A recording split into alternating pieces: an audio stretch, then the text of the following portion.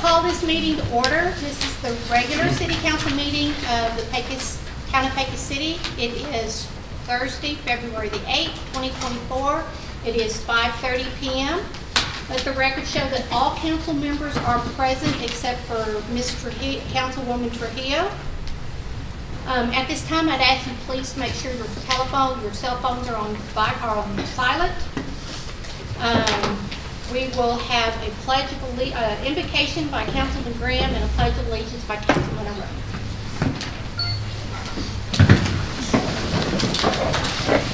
Father, we are so grateful to be here tonight. You're such an awesome God, and we have so much to be thankful for, that you've blessed us so much during the good times and the bad times too. You're always there for us. And Father, we just ask for wisdom and guidance and direction tonight in the decisions we make that are for the best interests of the city. In Jesus' name we pray. Amen. Amen. I pledge allegiance to the flag of the United States of America and to the republic for which it stands, one nation, under God, indivisible, with liberty and justice for all.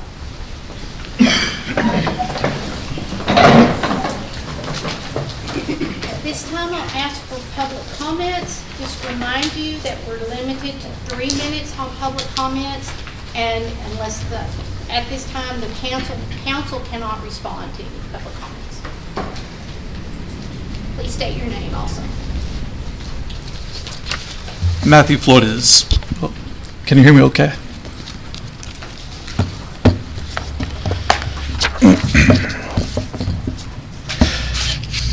Hello, councilmen and people present here today. My name is Matthew Flores, and I am running for Reeves County Attorney. I'm here to reintroduce myself to everyone here, asking for your vote and support in this upcoming election. Can we do this in a public forum? Political comment? I don't know. Do you know, Sarah?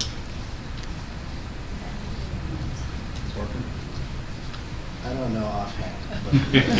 How much we've never let anybody else do this before. Matthew. My research has told me yes.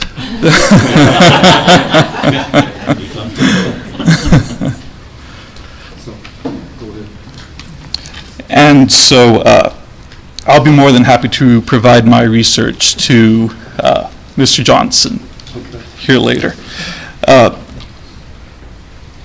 If elected, I do want to be actively involved here in the county by attending Commissioners Court or other meetings of elected county officials and working closely with the other entities here in Reeves County.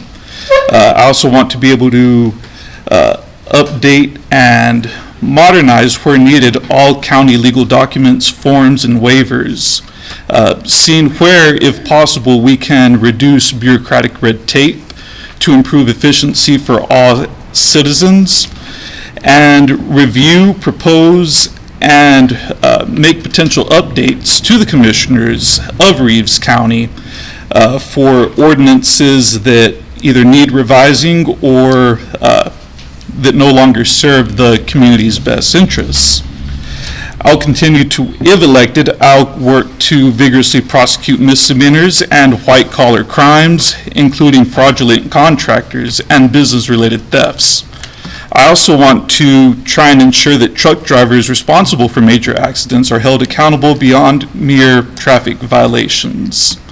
Thank you for your opportunity for letting me speak here today. Thank you. Any other public comments? I'd like to say thank you to Mr. Lino and some of the city workers on Saturday. We have to understand we had SCADA go down and the water pressure went down, and when my wife is, or a lady, she's in the middle of washing clothes, I don't think they want the water pressure to go down. So, Could be worse. She could have been washing her hair. I don't have that problem. Daytime temperatures will hover around 60. Sorry about that. But I just want to say thank you to the guys that came out and very expeditiously got everything going really well. So again, thank you for the hard work and the dedication that our employees and you, Mr. Lino, have. take care of our city. Thank you.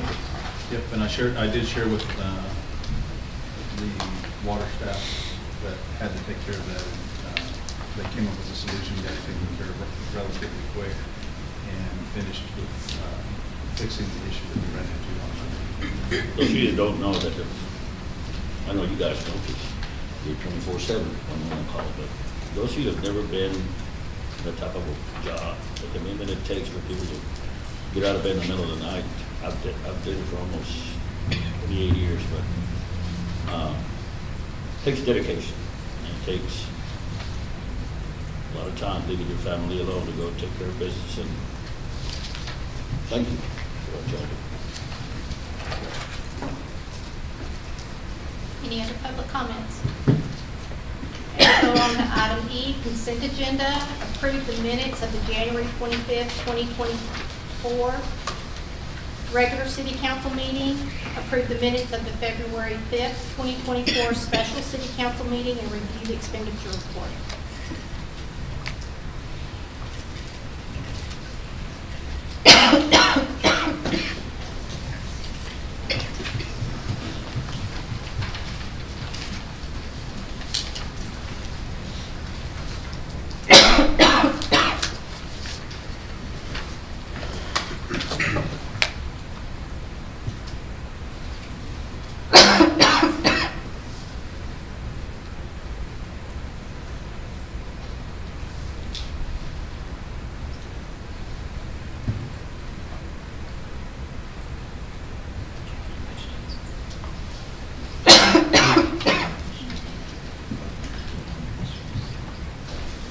If there are no questions, I'll make a motion to approve the consent agenda. Second. I have a motion from Councilwoman Seals, a second from Councilman Arona to approve this consent agenda. All those in favor say aye. Aye. Any opposed? The record shows the motion carries. At this time, we're going to skip to item F13. Discuss, consider resolution 24-02-06R, a resolution appointing or reappointing two municipal court clerks, Heather Ramirez, Assistant City Manager. Mayor and council, in front of you in your packets, you're going to see a resolution that is requesting to reappoint Miss Jessica Acevedo and Miss Monique Herrera as municipal court clerks. This appointment's good for 2 years. Their current term does expire this month on February. Sorry, I'm catching my breath. No, it's okay. I do want to let council know that you have our municipal court office. We do have 2 certified clerks. There's 3 levels of certification they can earn, and our clerks have earned the certification number 1. One of them's already got the number 2. The other one's working on the number 2, and both of their goals is to get the highest accreditation, which is the level 3. So we do have a certified court staff inside our municipal court clerk. And of course, Miss Jessica Acevedo's been with the city for about 5.5 years now. And this month is actually Monique's 2-year anniversary with the city.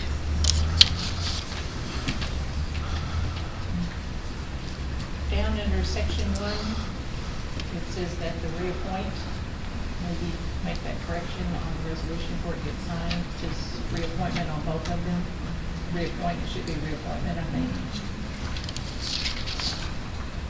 And I'll make a motion to approve item number F13 as presented. I'll second. Have you seconded that one?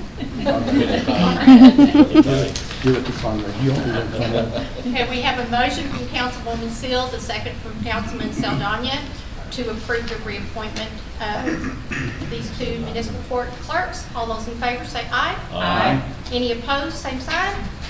Let the record show the motion carries. Congratulations, ladies. Thank It's you. been a lot of hard work on y'all's part, a lot of time, so thank you so much for putting in that effort. And I'd like to ask for both of them to come up so that we can swear them in to their office. And then Syra will be performing the oath. If y'all want to come up here in the front. Right in front of the camera. So I'm going to ask you to raise your right hands. I'm going to read the statement in its entirety, and then at the end you have to state, I swear. Okay? So do you solemnly swear that you will faithfully execute the duties of the office of the Pecos Municipal Court Clerk of the state of Texas and will to the best of your ability preserve, protect, and defend the Constitution and laws of the United States and of the state, so help you God? I swear. Congratulations, you have been appointed.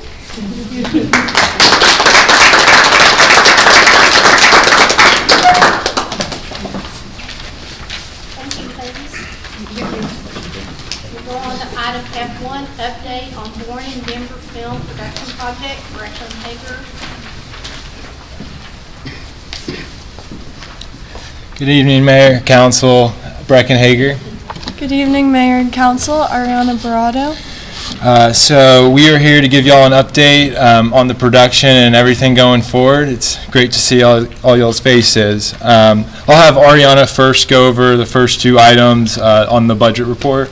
Yeah, so y'all should have received invoices 1 through 9, and that is what we have been submitting to Charles as we move on through production. So between those 9 invoices, we have spent / invoiced $200,055, $945.30. So this has paid for post-production, all producing, directing, editing, our composer, the film crew, travel per diems, the editing rental, 2 hard drives, our film crew per diems, systems engineer fee, a film consultant, and we did use our contingency budget, and this was on hotel overages, so Kurt should be happy. Also gas reimbursement and some wire fees. And then we also attached the original budget. So as you could see, that's basically everything that we budgeted for. And all we have left is the red carpet premiere, so we have the $15,000 earmarked, and whatever is not used to complete the film will roll back into that. So we do have a little bit more than we anticipated at $44,054.70. So as long as we can keep doing diligence, we're going to be in really good shape for this red carpet, and we're very excited. Brecken will tell you more fun stuff. I got the numbers. So here's just some general updates we're really excited about. The film is in post-production right now, being mastered. It is at 1 hour and 27 minutes. The film, 1 hour and 10 minutes of the film is in Pecos, and 17 minutes is in Denver. And all 17 minutes in Denver are pushing the story to Pecos. So post-production, this was actually a really big deal for us. Instead of going with the Arkansas team, we got TBD Post in Austin, Texas, one of the nicest studios in Texas. Some of the team we're working on, we've got like 20 people working on the film as we speak, and just some of these people that are on it. Oh, before I go into that, yeah, we saved $28,000 and $28,605 by doing everything local in Austin. It was a lot more efficient, and it was a lot safer, and the team happened to be better, which was awesome. So Lee, he's been 20 years in documentary films. He's been kind of just guiding us. We've been using his editing bay. He's just supervising the post-production. Joel's a post-production producer, just kind of makes sure all those 20 people are doing what they're supposed to do. Brandon is a TBD partner, and he's our color supervisor. We've already had some sessions with him, and y'all are all looking fantastic. Brad, this was really exciting. Sound is really important for documentaries, and he actually won an Emmy for a whale documentary. So we've got an Emmy Award winner working on our sound right now. And then 2 days ago, we submitted the film to Cannes Film Festival for the feature film category, the most prestigious film festival in the world. So hopefully in May, we'll be promoting Pecos in France. Next steps. Yeah, if selected. We're competing with the world here. next steps, we complete post-production, so this is late March. We want to have a private screening. Actually, we ran into Bill Oglesby a few weeks ago in United, and he said we could use the brand-new movie theater room in the West of the Pecos Museum, and we want to throw y'all a little wine and cheese party before, you know, it gets out to the world and can never take it back. Right now, we're actively pursuing a marketing partner that understands, you know, this is all about Pecos. Our goal for the marketing is, of course, to market the film, as well as this event that we've been meeting with some people in the community about. Right now, we are event planning. We've gotten numbers from everyone from Miranda Lambert, Bailey Zimmerman, some big-name country stars, and we're just trying to see what's possible here. So the event rentals, one tricky thing is because we've paid so much money to post-production to get the digital cinema package, the DCP file, this is a 4K file, the highest quality of film, and so you can't just use a regular projector. So these projectors can be anywhere between $350,000 to $30,000, but we're looking at getting a great deal within our $15K to rent one for a few days. So yeah, we'll also need speakers, the HD screen that we're preparing for. Right now, we really want to give reason to the red carpet, just add something more to it. And we thought, since it's highlighted in the movie, and since it's just such a cool thing with all of these schools being brand new, one of the main things right now, kind of in the mainstream, is STEM, science, technology, engineering, and math. And we're thinking about doing a fundraiser for the new schools, for Pecos ISD, and having people like Blue Origin up in Van Horn come down. They're basically working with anyone who's doing STEM for kids right now. And since Pecos is already doing it, we thought it'd be an easy thing to research and just see what's possible. Because everything out here, it's here. Anything's possible in this city, as you'll soon learn in the movie. So we have not picked a red carpet date. We're open to any date. We want to meet kind of like how we did before. We just want to meet with the community, meet with all of y'all individually, figure out how we could best do this for Pecos, get the most people, have the most successful event.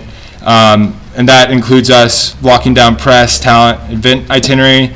But it's been happening pretty naturally since we've been waking up every day with Pecos on our mind, and everywhere we go, Austin, it's Pecos, Pecos, Pecos. So we're slowly building momentum, and people are excited about it.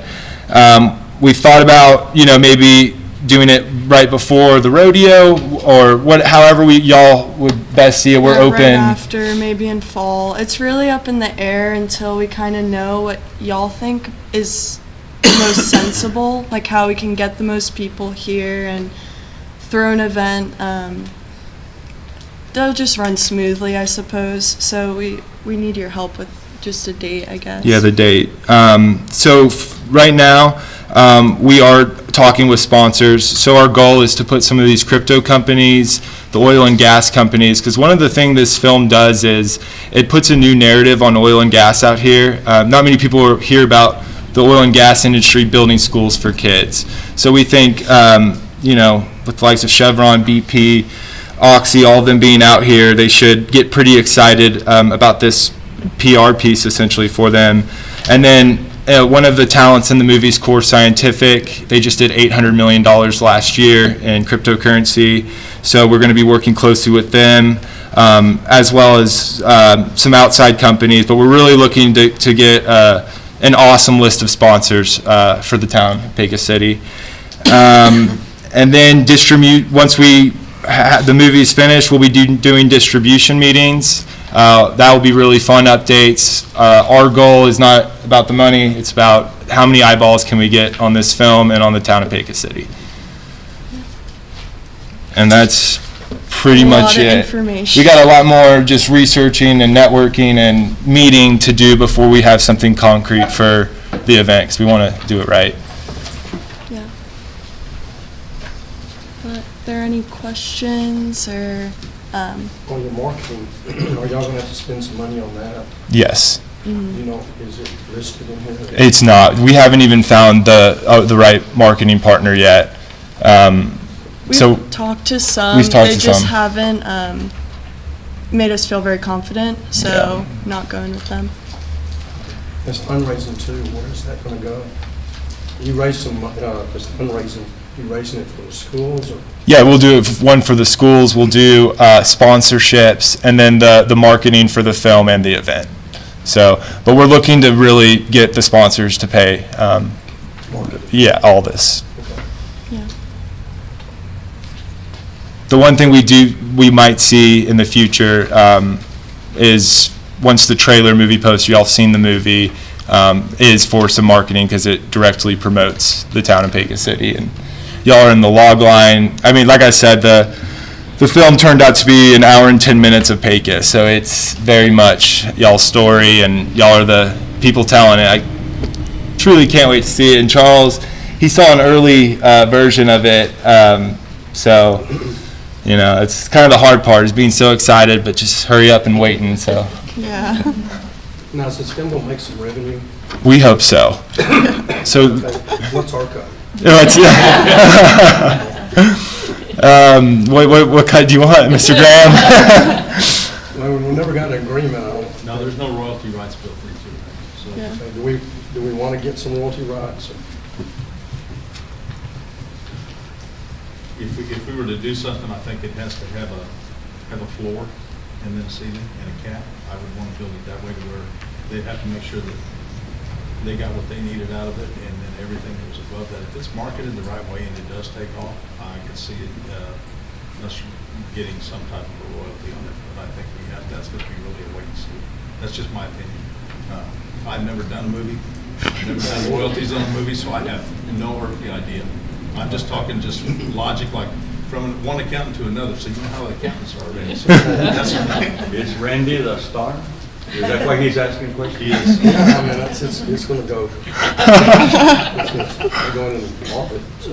I know we brushed upon that idea at the beginning of putting in the contract, but I don't know if we did or not. We didn't. It was determined that it wasn't necessary at the time, but it's something, once it does come to that point, I think it's something that we can negotiate with Brecken and Ariana, because I think the rights holders for the film are going to be those two right there. Yep. And we're complete. Y'all are. We feel like we're in a team meeting right now. So. Can y'all go talk to Charles and Heather sometime? Or? Yeah. Yeah, we have that. Yeah, we Is have. that all right, Charles? I don't want to add too much for the boat. Where do you into the basket? That's okay. I've got unlimited time.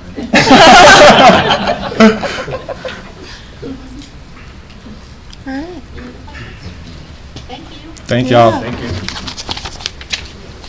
Okay, item F2, update on Cyclone Ballpark Operations Phase 2 developments. Charles Lino, City Manager. Mayor and Council, Charles Lino, City Manager. My piece related to Phase 2, just to give you all an update, is going to be short, but we did, just as council requested, ask Jessica Cool with S Sports Facilities to come in, and she brought Frankie with her.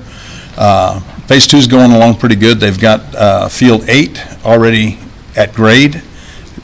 Field 7 they're working on right now. Field 6 will happen sometime later on, and once they get the grade on these fields, it's going to start blowing and going. As we just had a meeting with them 2 days ago out there to review it. They're putting everything in place. So right now, Conrad's been out there a lot. There's a whole lot of dirt that's been moved out there, but probably in the next 45 to 60 days, we're going to start seeing them start to look like fields out there. So we should, in the next 90 days, possibly have 3 fields ready out there. And so it's something, and I'm hoping with weather, depending upon weather, there's things that will delay it that way. But right now, talking with them, there's no delays from a material standpoint. So they're going to be hitting all of their marks that they're talking about. And if there's no, do you all have any questions on Phase 2? It's kind of in the infancy right now, so don't have any pretty pictures or anything to show you, but that'll happen next time or pretty soon. But if not, then I'd like to turn it over to Jessica and let her give you an update on what's going on. Quick question. Did we get somebody to place a cap yet? No, and Jessica will give you an update on all of Okay, that. sorry. She'll give you an update on all of that. She's a guru on that. Age appropriate. The new fields are going to be age appropriate from that standpoint. The new fields are what they call multi-purpose fields. So we're adding 3 fields that are multi-purpose. But for Little League and for other tournaments, those fields actually turn into 6 fields, so that we'll have up to 11 fields there. The other thing, I've talked to some of you all, we do have the Pecos League that will be playing out at Cyclone also. That's going to start at the end of May, and they have 32 game home schedule there, so, and they will be playing on the big field, on the championship field. So, and that's already been coordinated, so there's going to be a lot of excitement. Things are starting to move, and when we get this facility done with your all's blessing and guidance, it's going to be a really cool place. I did go to a meeting today. The county's really starting to move forward and go through the concept designs of the water park. Their plan is to locate it just to the south. So once that's done, it's going to make that area kind of a desirable place to be for most of this, especially the kids in town here, as well as the surrounding communities. So there's a lot of excitement out there right now. Thank you. Hey there, good evening, Mayor and Council. Jessica Cool, again with Sports Facilities Companies. I brought Frank Ramos as backup with me, for me. He's our Director of Operations, and just want to publicly say what a great job he's been doing. So he's really led the team there when someone, either myself or Mike Higgins, who's been sitting in as a regional general manager, he's really been taking the leadership, leading the team, getting the facility in order. So just want to thank him for his leadership and hard work. Just have a few things that I'll go over, and then any questions you have. Personnel, GM update. We just haven't found the right person yet. Meeting with Charles and Heather tomorrow. That's part of the agenda item. So we want to get the right person here for the town of Pecos, and it's just taking a little bit longer. As I committed to the last time I was here, someone from our home office has been here. I think I've been here 5 times since the last time I stood up here. So we're committed to finding the right leadership here.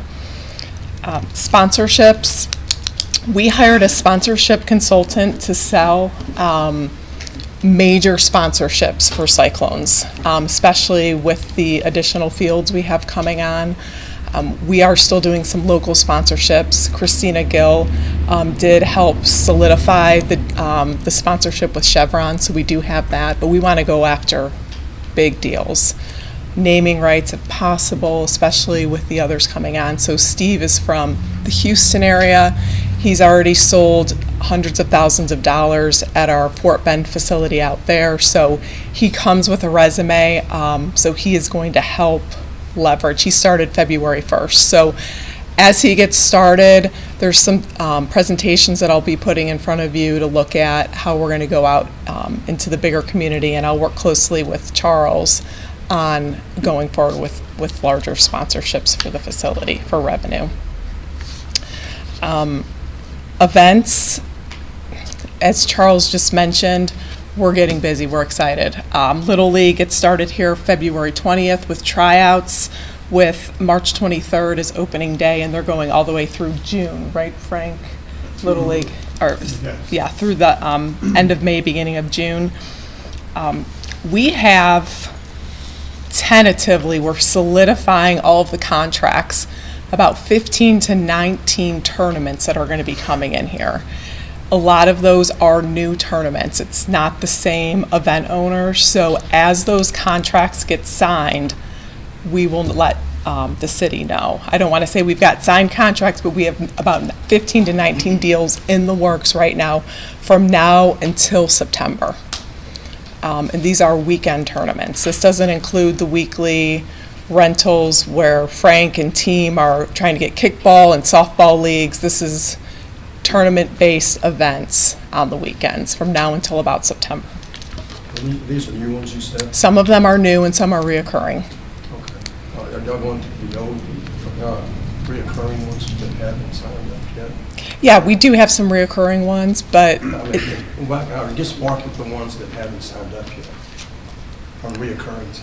yeah. People hearing me? Yeah, are we? I'm sorry. Yeah, sorry. Are we marketing the reoccurring ones that have not signed up yet? Yes. Okay. Yes, we're just in final contract negotiations. I am the final signer on contracts. Yeah, so Frank has done a great job. Again, not me, I have not done this. It's Frank and Mike Higgins. So They've had folks coming in, meeting, touring the facility, so, yeah. Food and beverage, we passed the health inspection with 98 points, so we missed it by 2. It was a breaker that we have to fix, but 98 is pretty good. Alexis has been doing a great job out there. Finance, Dennis Kibbe gets in later tonight. We're sitting down with Charles to go over the financials and talk about the rest of the year budget.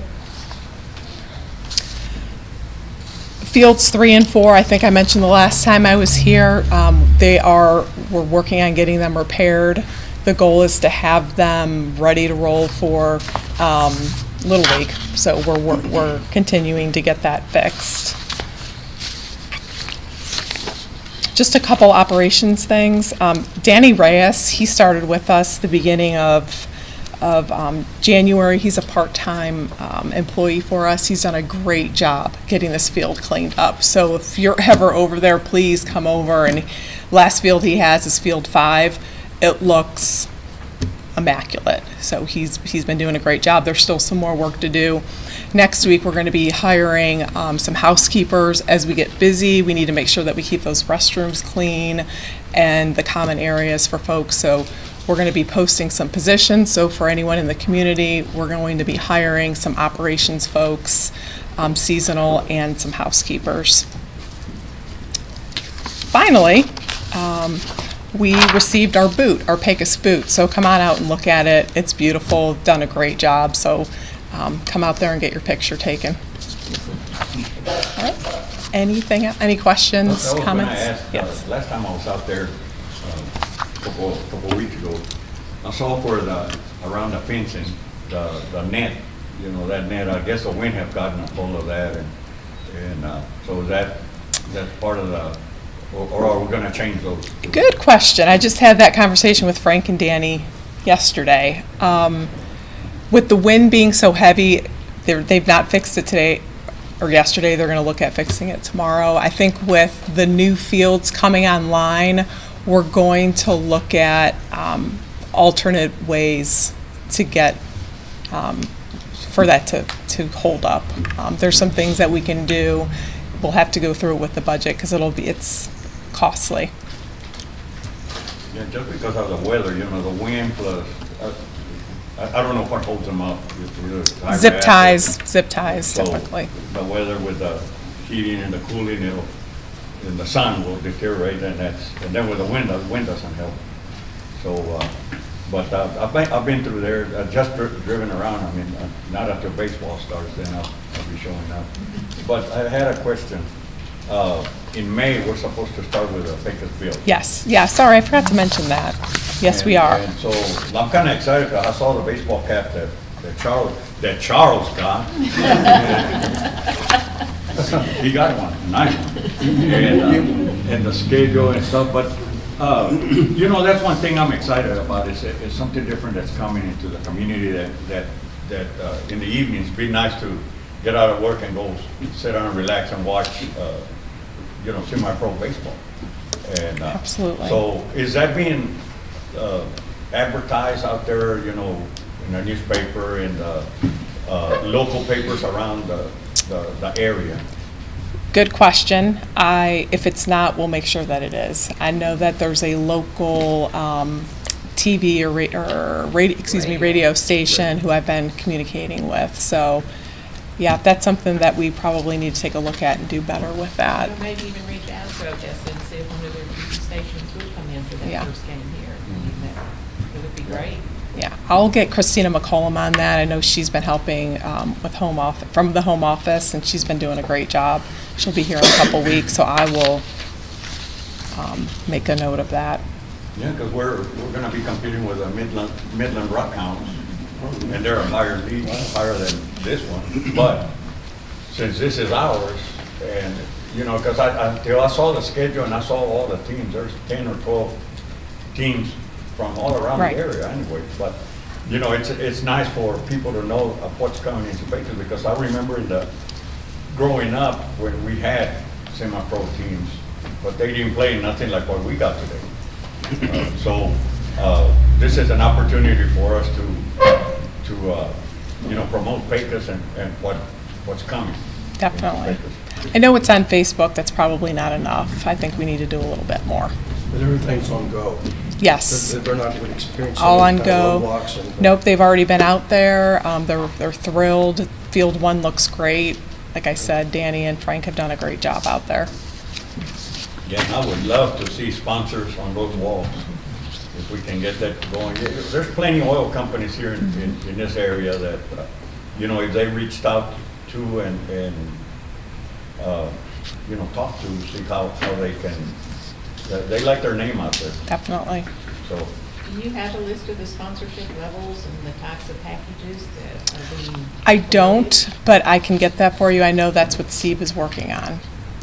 We have something that we've done corporately when the building first opened, but now that we're turning this over to Steve, he's really going to take a look at the whole picture and put something together for us. That's why I said he's going to be putting some collateral together so that he can then take that out to the larger sponsors, potential don't forget sponsors. The little guys, Of course. The trucking firms that are out here. 'Cause Definitely. There's a lot of mom and pop trucking firms, but they do a lot of business and they like to be known. Yeah, and some of the local hotels Yeah. that are here as well, not the Marriotts, but I know that there are some local hotels too that have already approached the team here that want to get involved this year. What'd you say the lady's name was that's already started sponsorship?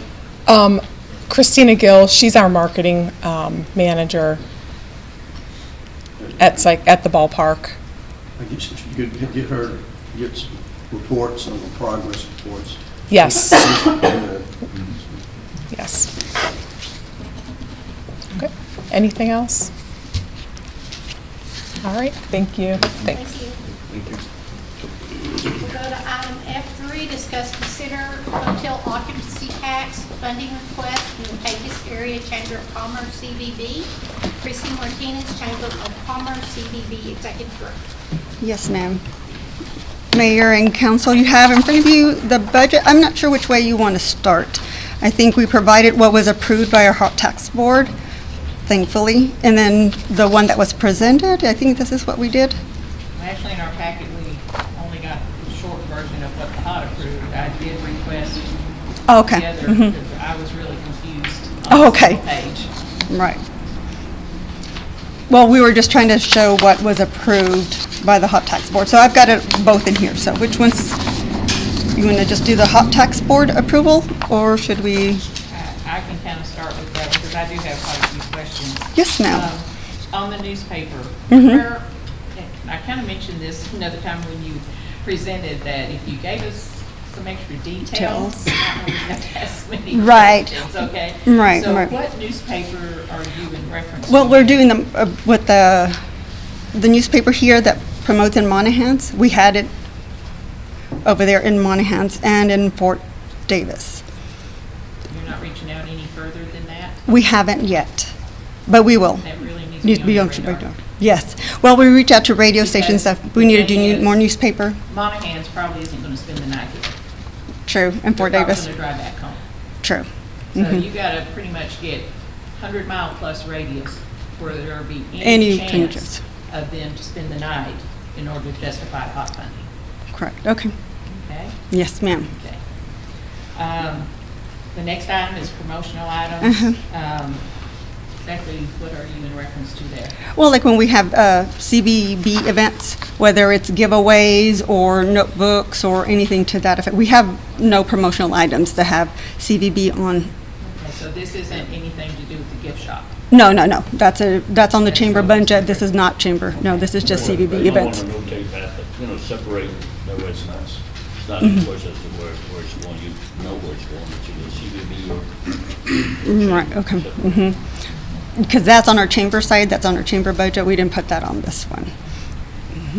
There's actually a couple rows down, there's website, and then down here at the bottom, there's website again. So can you explain what the difference is on two different charges here on website? Well, the one at the bottom is more the content and the coding part of it. We pay Mighty Citizen to do the coding to do our website. That's what the mechanics of it down here at the bottom. Okay. And the top part is more the informational. If we do any changes to the website right now that we have with Red Chair, they charge us for whether we change a name or anything like that, we get So charged there. Red Chair does the website up at the top? They do all our website. They do our content, everything, yes, ma'am. Okay. So see, this is where it's a little confusing, because, Well, I try to separate it so it would, instead of bulking it all together. okay. But To separate the Red two. Chair maybe should have been at both, just so we know who you're looking at paying here. Okay. No, I understand. Why I separated two, because so we can account for them differently. One is the mechanics of it, and the other is just more, any changes or content to it. Red Chair is the one that helped do the total rebranding with the chamber and with the city In city, using the RAL. They do the REL, yes, ma'am. And so that's where our website They're is. involved in some other things that maybe we need to cut back on, but Right. that's another. We're making cutbacks on some of that stuff, too. We're working on trying to migrate over from that website, not to spend so much, because it is a lot. My next question goes down to salaries and wages. Yes, ma'am? Who does that cover? That's all of us. That's myself and the 2 staff members. That's just 30% of the total salaries. 2 staff members? Yes, ma'am. Are those other 2 full-time? Yes, ma'am. We have one that takes care of the office and the CVB part of it. So right now, we're only doing 30% until we gauge how much is being done by each staff member. So this amount is 30% of the total? Of the total salaries, yes, combined, yes, ma'am. So then on the rental of the Moore's Greater Show, why is there anything there? What, I mean, if this is it's a fundraiser, right? I mean, you should be making money off of it. Right, well, we have to pay for the rental of the parking lot. So we pay for the rental So to do all that is this stuff. event actually costing us money to bring in? Yes, ma'am. Why are we doing it then? But then we make money, well, we make money off of it. We gross about 18, I think that's what I calculated last year, 18,000 after. You grossed 18,000? Yes, ma'am. But it's here for about a week, I believe. And it's the only event here. And it's I think it's a whole week that they're here. So are we asked to pay for any of that? Because there's not a 30% out beside it. No, it's the whole rental of it since it's a week's event. Okay. But there's not a 30% out beside this amount, so Right. is HOT asked to pay for any of it? Yes, what is noted right here, yes, ma'am. So if you're making 18,000 off of it, I'm not sure why you're asking HOT to pay for any of it. For the cost of the rental of the parking lot and Yeah. everything else? I understand. And I may be stretched, but especially on the weeknights, I don't know if anybody's coming in from out of town to spend the night. Stay the night, okay. Mhm. See where I'm going with it? Yeah, no, yeah, I'm seeing it. I'm learning, So I'm not sure learning. about that amount, I don't know if that was included in the total. that It was- it is, yes, ma'am. So I'm really questioning that, because I don't see, if you're making money off of it, Mm-hmm. why are you asking not to pay for it? But I think that's the purpose, isn't that the premise? We ask for help Yeah, funding but certain you're events and then we making- make, You're making above the amount to pay for it. okay. So it should be paying for itself Self. totally. Mm-hmm. Otherwise, I don't know why you're doing it. So, but you said you were making a profit. Yes, ma'am. So if you're making a profit off of it, I'm not sure why you're asking hot funding for it. Okay, okay, understood. Yes, ma'am. Security, what is that for? We have a security cameras set in our offices. Security cameras? Cameras, yes, ma'am. Okay. I It comes thought with that was a sim- security firm. No, Okay. we have a camera that we Detail. pay, okay. Detail, okay. It's simply safe. It comes with the camera and the Your little software service. here, what are those? Software is what? QuickBooks. And what's that? And this is Canva Pro. That's what we use to make our flyers and stuff like that, that we use in our marketing part of it. Okay. That's what- Supplies in general, what is that? Other supplies? In other? general. What is that?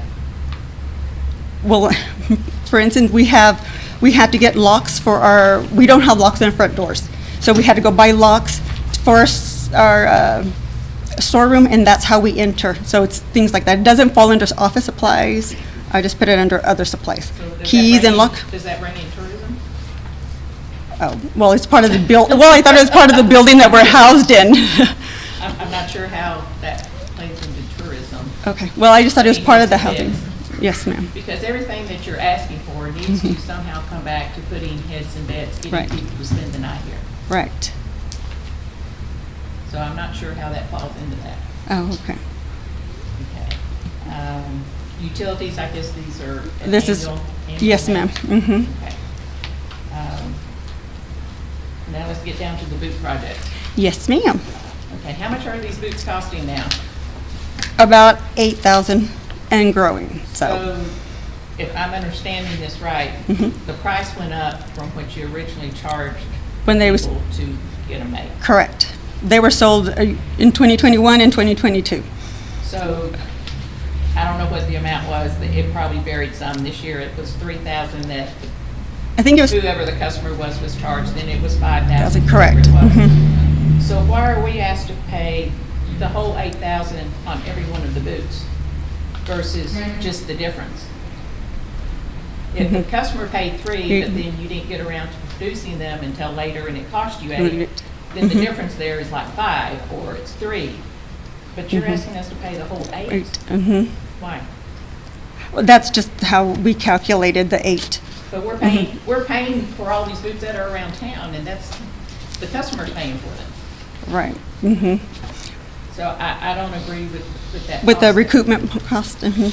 Well, I that's mean, what I it's don't mind- costing. I mean, I do think it's a tourism thing. Yes. Art and tourism, that's, yeah. But I don't think we should pay for the, if each boot now costs $8,000, Uh-huh. but they paid some portion of Uh-huh. it, we shouldn't have to be paying the whole The whole 8 on every 8,000. single boot. Yes, ma'am. The difference maybe, but not The whole 8,000. And 8,000. you said 8 boots for $64,000, $64,000, and mhm. that's $8,000 a boot. Yes, ma'am, because that's what, yeah. What is what do people have to pay for? Excuse me? What do people have to pay for the boots? It's getting up to 8,000. It's getting now, over but in 8. 21, it was, whatever the price was, 3,000. Thousand. And then it went up to, I don't know, 4,500. and 5,000, I think it was, 5,000. mhm. It's gone up gradually, but they're saying that because the boots, they charged the person this, but by the time When the they boots actually got produced them, yes, they were, purchased mhm. or manufactured, delivered, they were now up to 8,000. But the customer paid part of this. But they're Correct. asking us to pay the whole 8,000. Okay, so I go in, let me make sure I'm clear. Uh-huh. I go in and order a boot today. Correct. Uh-huh. What do I have to pay? 8,000? 8,000. 8,000 now. Okay. But these right here are backdated?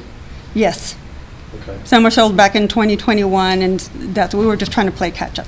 And we're just asking for a How many recoupment. of them go back that bought, all 8 of them? Yes. Bought them in 2021, and I think 2 were bought in 2022. We have 2 more that we have not been able to make yet. That's part of the 8. Did they pay for the whole Yes. amount? Yes. Like 2,100? Yes. That was the whole total charge back then? Back then, yes, sir. Mm-hmm. So I think what you need to come back with maybe is The what difference. food costs what amount at what time, Mhm. and then come back with the difference, not just asking us Assume to pay the whole what thing. today's price is Correct. with nothing taken off of it. Gotcha. Yes, ma'am. Because otherwise, we're paying for all these people to have boots out there, and that's Mhm. not what Watts should be doing. This boot project should be totally self-sufficient, and I understand there was an issue because these things didn't get put out. Yes, timely. ma'am. Mhm. But it really shouldn't be costing anyone anything, because the customer should be paying for it. Right. But I do understand that there was a production lag. There was. Thank But you we for should noticing, also be thank you paying for the noticing that, yeah. And henceforth, we'll make sure that everything's self-sustaining. That's just what we were, So the company making them, Mhm. they're not honoring the price in 21? no, How come? I mean, did we give them a deposit? no, not until we actually, no, we didn't. So basically, at the time of the changes, the chamber took the money and nothing, So the people nothing was going that forward. bought them for 2,100, Mhm. you're not going to ask them to pay more? We didn't because we sold it to them at that price. Right. And it's our fault, that Production. chamber's fault, Okay, how's it our fault? because we didn't produce it in 2021. Because of the Oh, they didn't turn them in? Correct. No, correct. First of all, you had to have 6 boots ordered. And until you got 6 boots, they would not take the order to start making them. So that was one delay. But just remember, this was all 2 administrations Just prior prior. to Mrs. Martinez. Mhm. She was not the person that caused the problem. We all understand. Thank you for that. So at this point, how are you tracking heads and bids for any of the events? We looked at the sales tax numbers, looking to see what the sales tax goes up. During the months of all these during events. The months. Of the events. And then we also have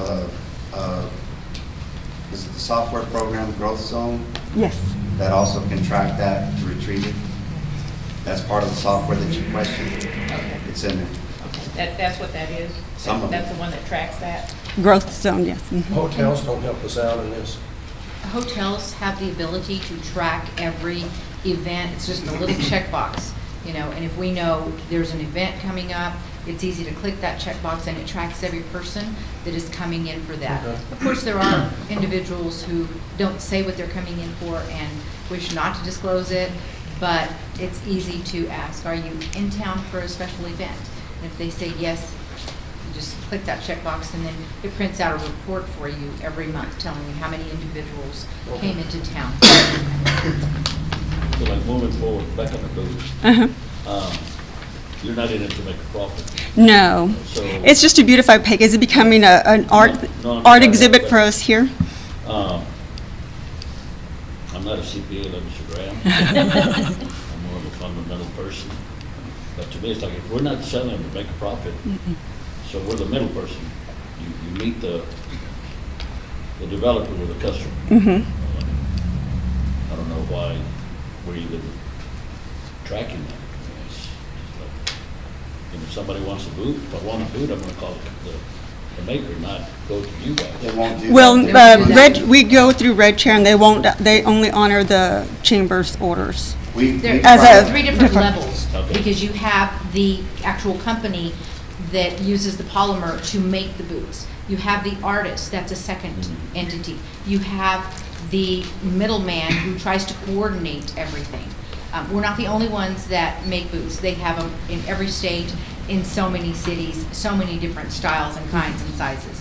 So it's a learning curve for us because we're having to see, well, how can we cut some of this out? But if you cut one part out, you may be losing on quality. You may be losing on, you know, something else because the company requires 6 to be done. Well, they're not going to be taking individual orders. They're not going to be promoting it to your city, trying to get people to do 6. They- You know, if people are just they calling honor the when they chamber. want one, you're never going to get them done. Okay, so let's say you go, 6 people come Mhm. and order boots. Right. You get the money up front. And then you place the order right then and there. Place the order, and then you Mhm. transfer the money to them. Yes. So, And they Well, we have hold on to it something until we to- pay them as progress as the boot happens. comes out, Yes. okay. It's not all the money goes at that time. It's just progress. Still, it's not, It's a progress I'll put report. head in bed. It actually. But it's a- that's it's all- an it's- attraction that draws people to It Pecos. is. It That is the drawing a biggest lot thing of- going on right now. If you Mm-hmm. look on social media and other deals, that's all anybody's talking about, is doing the boot boots. trail Yeah. to Pecos. The- That's what people want to do.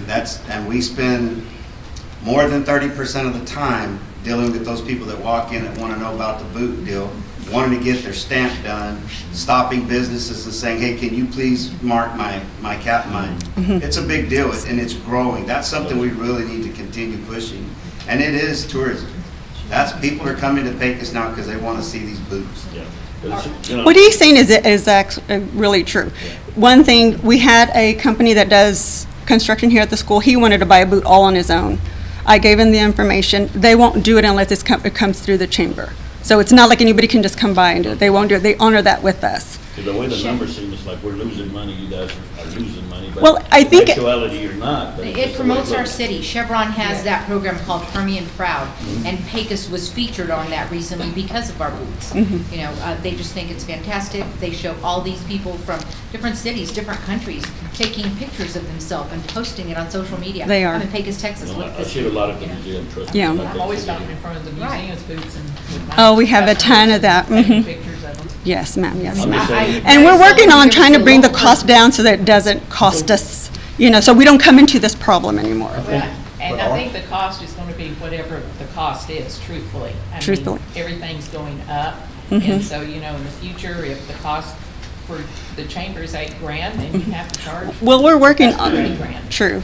We're working on that. We're working with, I've been in contact with Red Chair to get a different mural list, maybe getting closer, shipping, all those little pieces. We're trying to work on bringing it down so that way it can be an art exhibit that's self-sustaining, that we're not going through this I part. don't know if y'all know this, is it, Nancy, you were talking about the three kind of phases, and Paul, you may chime in on this too. Is it, where have you seen the biggest increase in the cost? Is it the polymer? Is it the artist? Is it? It's very secretive because, again, we're going through a marketing company called Red Chair. And she has exclusive deals with all these people that we're having to go through.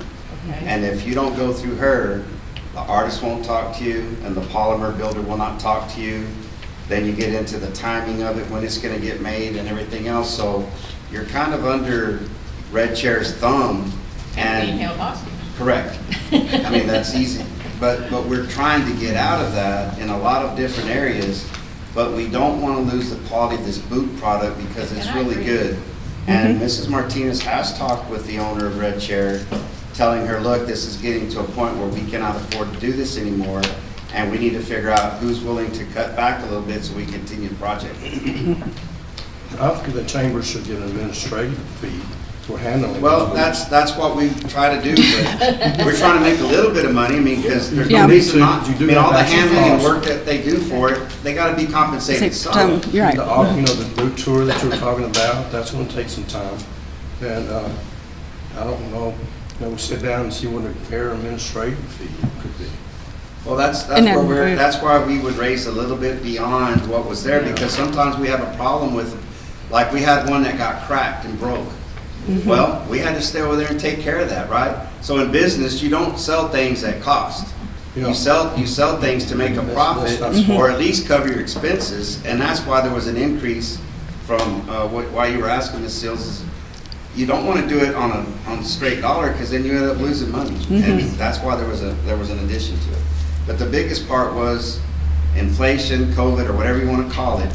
The initial set of the price of the boot escalated out of control. We'd already promised people in the community this dollar figure, so we weren't going to go back on that. And that's, we're trying to keep our word with the public. But going forward, we're going to have to reprice and say, this is the cost of a new boot. I think people will understand because everything is going up. Right. But that being said, even though people know that it's going up, we already have several requests for boots right now. We could make 20 boots at this Yeah. moment. Once we put all We these could sell boots, them all it just, right now. the momentum just went through the roof, so we can sell a lot of boots at this moment. But as these customers come in, they need for sure to be known that the price could go up.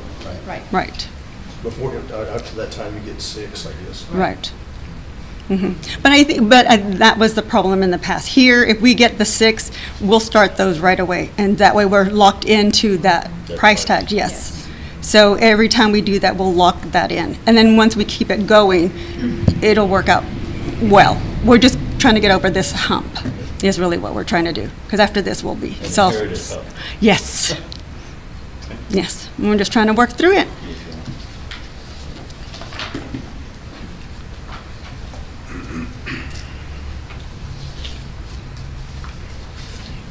So what actually are y'all asking for tonight? Well, it was approved by the Hot Tax Board. The total amount at the bottom, $160,725, but I know Ms. Seals has a few questions. But that's what was approved by the Hot Tax Board. And then the rest of it will have to go back to them with additional information, and Ms. Redden's right here. Could you, Yes, and like I ma'am. said, I know the prices are going to be different depending on when the people initially paid. Right. So whether it was $2,100, $2,500, $500. $4,000, whatever it was Right. for each of these 8 boots, Uh-huh. you could come back with what each boot cost. I mean, I certainly don't mind approving the difference. Okay. But I do have an issue approving a full 8,000 for all 8 boots. Understood. Uh-huh. And that's just me, I don't know how the rest of the council feels. And I do have an issue about the 3,500 on that grader. On the grader. I did want to state, Amber Redden, co-chair, of the hot board. I did just want to state that that first newspaper line item that you were mentioning, we only gave her half of what she was asking for because we were wanting her work to be shown, so we had nothing to go by or look at to see where the actual advertising was going to be advertised, so we just went off of what she said. And what she said was that a portion of it was going to go out of town, so we gave her the portion that was going out of town. We didn't give her the whole amount for the local. Correct. It just needs to get far enough out of town. Further. Before then, We got to get it not further, here. right. We got to get it further out.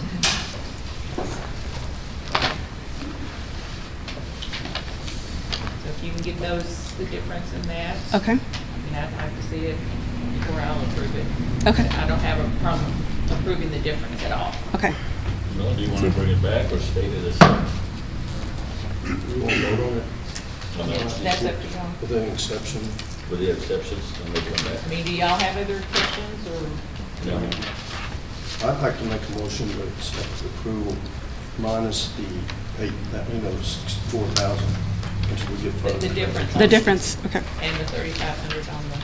3,500. On the. Greater Arnold. Okay. So that would bring it down to what, around 91 or 92,000 or whatever. Well, probably not that No. far, because you're just taking the difference. Rinse it I mean, from the- If you just say, if each of those boots, you only got 2,100 off of them, or a little bit more, you're looking at. 21 least 20 times 8. You're looking at least 20 Then grand 20. coming off of that. Correct. So you're still looking at The at least 40. 40, if not more. Right, okay. So I had to Understand. put it in there. So it's just the difference on the 64,000. 64,000 and the 3,500. Okay. So maybe 115,000. Somewhere around there. Somebody would add it up. Yeah.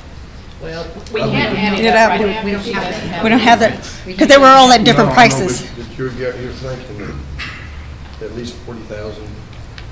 I don't know. I don't You need know. this approved It's just today? around Well, people. well, I- Could she I send think you, that and could she But send But you an can't email do to the the exact city amount because you don't know what it That's secretary is. why I'm with taking the the breakdown? 64 out. Yes. For right now. That's why I'm taking the 64. Mr. Graham, could Right. she send you, and could she send the city secretary an email with the breakdown of that tomorrow? Yes. With, if But I you, want y'all to be able to get something tonight. right, Well, yeah. yeah, We can do that. I'm But we taking- just can't do an amount. Yeah. right now, Correct. I'm taking- Oh, yeah, we can do it now. We can take the whole 64 out, plus the 35, and give them that difference. But then you're gonna have to add some back in, and you'd Yeah, have to they have can another come motion back. for that. They can come back when we get clarification. Is that agreeable? Yeah. Well, why don't we just say approve it?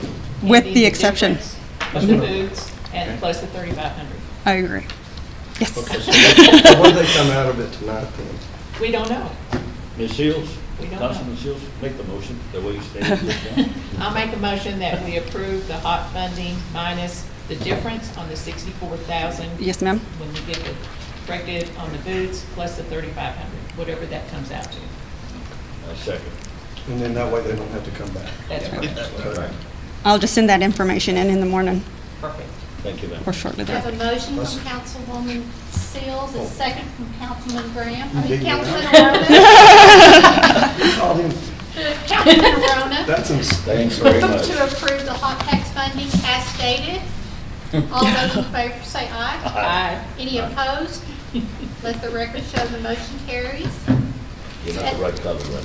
At this time. We we're thank gonna you. skip to item Thank you. F15. I just want to say thank you, Madam Mayor. Thank you. I appreciate you. Sorry for all the quizzing. No, that's fine. This is my first time presenting it, so I'm learning a lot, so I appreciate it. We all are. We'll be prepared. We'll be prepared next time. Item F15, discuss, consider an interlocal agreement with ESD 1 and 2 relating to dispatching of calls. Carlos Lino, City Manager.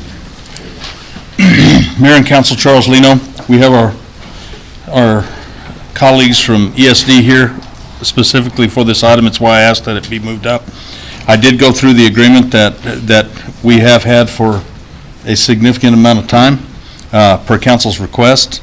I did take the agreement, and there were some things that had to be added because we didn't, there were items that were missing related to who the addressees for notices went to, because it was just the ESD 1 and their attorney, ESD 2 and their attorney, so I added in the town of Pecos City as well as Parker. There were a couple of things that we clarified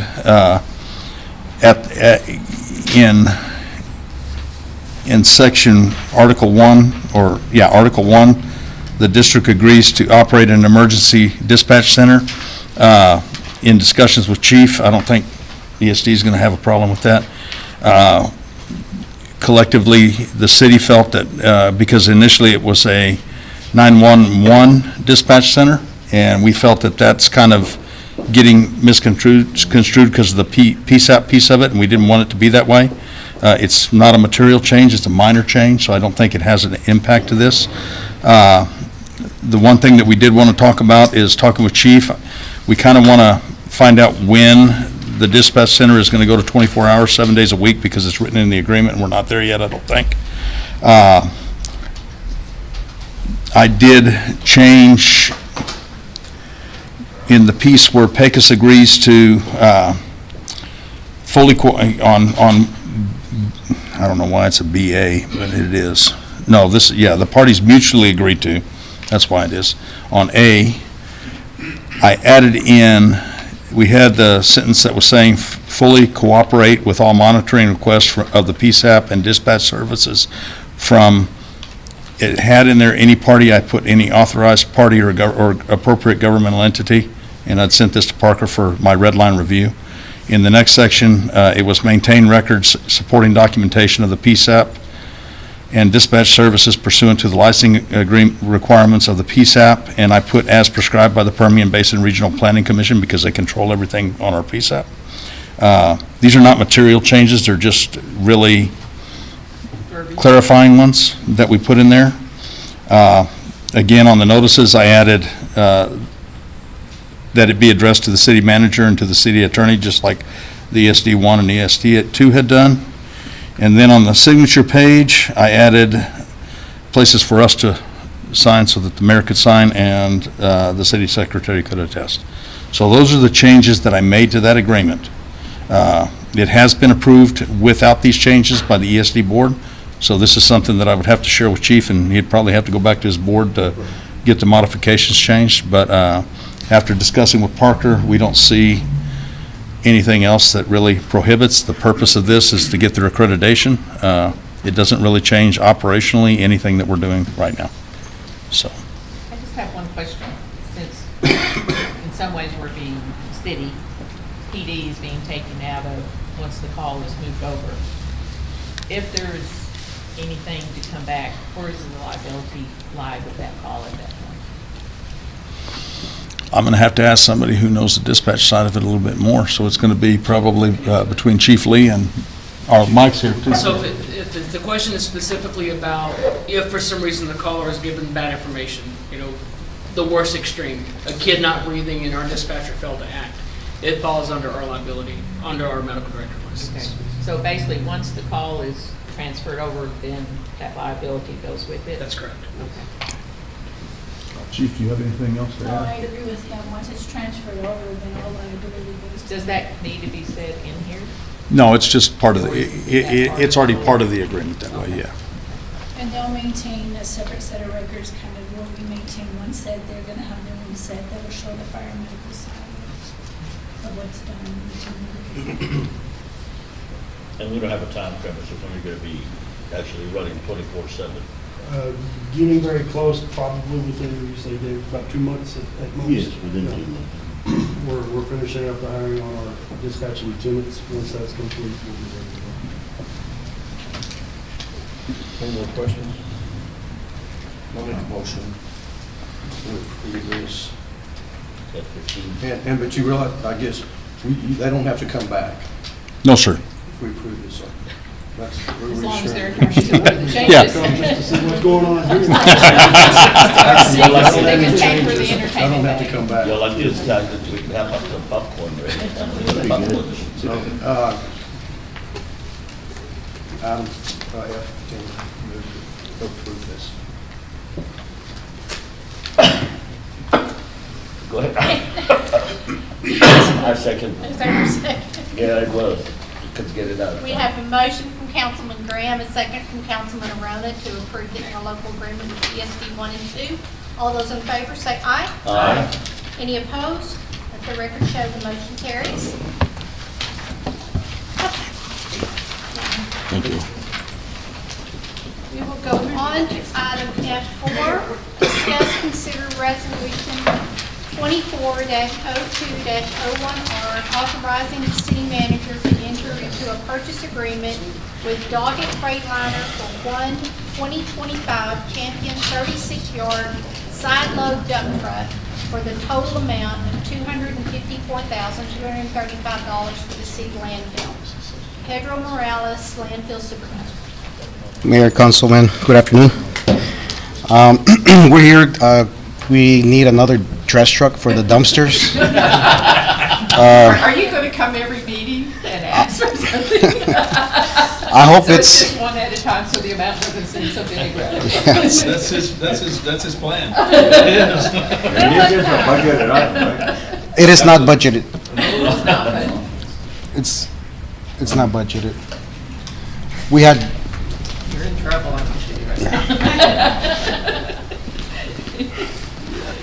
we have two of them that are coming in June, two new trash trucks, and this one we're asking for, it's a 2025. We shall see it next year if approved around the summertime. This is to replace the three Peterbilts that we currently have. They're 2015s, those are the ones they're in really bad shape. You should have notes there on the fleet manager's notes on the units that we currently have. We got one that has it's in El Paso right now. It's got a misfire, something with the engine. They're gonna evaluate it, see if it's worth fixing or how much it's gonna cost. We got one with a sensor problem. We can't find what the issue is. And we have one that's operational, but it goes down almost all the time. Sometimes we're up just to one truck operational, 2 at a time for the whole city. We do have three trucks for the black hands, the plastic ones, but we have a total of 6 trucks for the dumpster, the metal ones, but only 2 are operational at the time. Sometimes we only have 1. But we have drivers that stay late to pick up the trash. We work in the weekends, but we do need a third trash truck. So we're working overtime to keep up with everything? Yes. Is it overtime or you're just spacing them out? It's overtime. It's just with 2 trucks for the whole city. It's kind of tough, and we have a lot of commercial. Well, I mean, you don't have them come in today and just work over if you've only got 2 trucks and 4 drivers, right?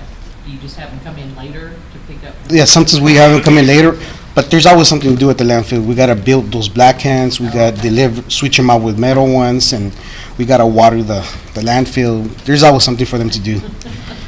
And Mayor and Council, just to clarify a little bit, this is not a budgeted item, but the reason that we're bringing it today is because it takes almost 12 months to get it. This is really to order it. It is to order it, and we will be bringing it back, and it will be a budgeted item. We'll be bringing the budget back to you. So from a budgetary standpoint, the funds will not be encumbered or expended until our next budget year.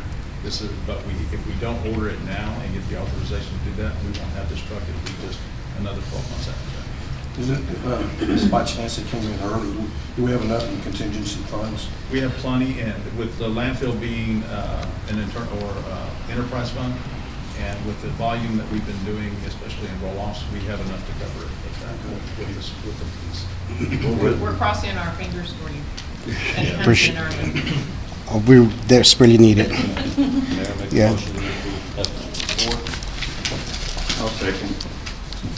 I have a motion from Councilman Arona, a second from Councilman Saldana to approve resolution 24-02-01R as read. All those in favor say aye. Aye. Any opposed? Let the record show the motion carries. Thank you. And I received a note. Item F4 is an appointment for Keep Pecos Beautiful board member to represent councilman member seat 5, and she is not in attendance tonight and would like us to table this motion. Can I make a motion to table at 5? I'll second. I have a motion from Councilman Arona, a second from Councilwoman Seals to table item F5. All those in favor say aye. Aye. Any opposed? Let the record show the motion carries. Item F6, discuss, consider the appointment of a chair to the Texas Increment Reinvestment Board. Wendy Lujan, Deputy City Secretary. Mayor and council, in your packets, you'll find a list of all the board members on the TRZ board. In the bylaws, it is mentioned that the city council shall appoint the chair to the board. I would like to, I would actually like to table this because, for one thing, I don't think the council already puts the members. And then we have to decide who, when we're not even part of that board. Okay. So I think what we need to do is look into it some more, especially with everything that's happening in Pecos and the new stuff that's coming. And we just, I think we have a timeline that we gotta get this board right or set up. Already appointed. Yeah, they're appointed, So but it's with just selecting everything. one of these people in there to lead it. Yeah, but it's them that ought to lead it, not us. You want, But you I want the what- board to select? Is that what you The want? board is, I think the board instead of us. And Should what I want, selectively. I wanna look at it some more. Does it say We we have would- to appoint? Mhm. That's what the bylaws say. The So- bylaws. The bylaws say that council has to appoint who's going to be the chair. Who wrote the bylaws? We did or they did? Yes. And the reason Their that council. I want to able to discuss more with Charles and all that, somebody that knows it, because I don't know it enough. But in 2018 it was created and nothing happened, and I don't want that to happen again. I want this to be something that, with everything that's happening in Pecos, we're not, and what the number that we lost in money, I don't want this to happen again. And so I think that it's, You don't feel comfortable? no, I do not. And that's why I'm asking to table, and I mean, it's all up to you, but that's on me. Do we have to bring the bylaws back and make that amendment, if we do that? I Mm. mean, we're gonna go that way, we gotta bring the. Does the chief PRZ have to be voted on?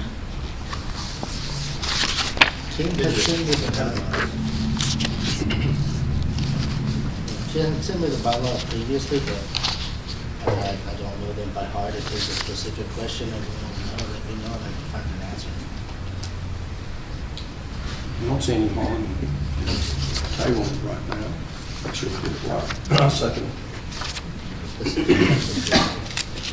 Have a motion from Councilman Saldana, a second from Councilman Graham to table this item until we get further information. All those in favor say aye. Aye.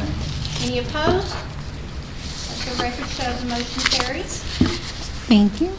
Item F6, discuss, consider resolution 24-02-02R, a resolution authorizing the city manager to enter into a purchase agreement with James Cook and Hobson for two Flag 3153 HT submersible sewage pumps for ballpark lift station at a cost of $59,414. Lynn Foster, wastewater plant supervisor. Council and Mayor, good evening. Like I said, we were wanting to get two new pumps for our ballpark lift station. The pumps that we have in there, the Guycon pumps, are not working properly. Ever since they built that new man camp out there on 218, they haven't been able to keep up enough to where they would shut off with the float switches like they're supposed to, so they were running all the time.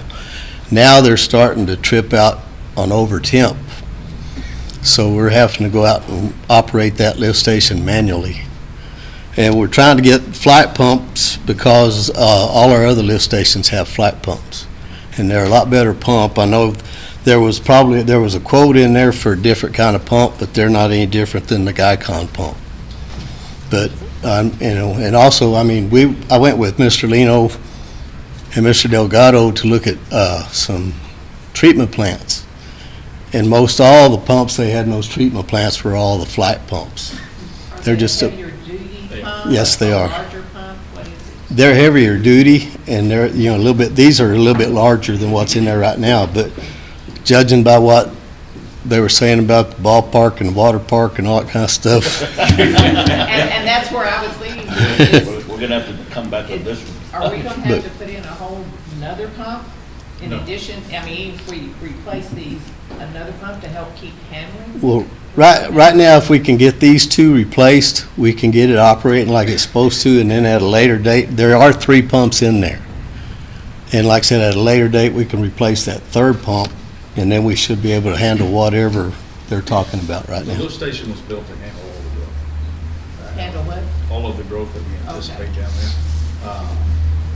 And if we see the explosion that I'm hoping to see down there, it will mean that we will have to probably in another, somewhere closer down the line, put another lift station in. But we're gonna pass it on to whoever buys the business and stuff like that, make it, build it into the contract.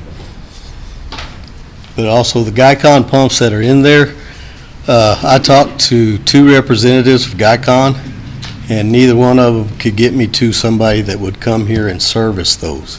Donnie McKinney also talked to 2 or 3 Guycon representatives, and we never could find anybody that would come to Pecos to work on our, you know, one guy gave me a number for a guy that supposedly does the ones in Fort Stockton.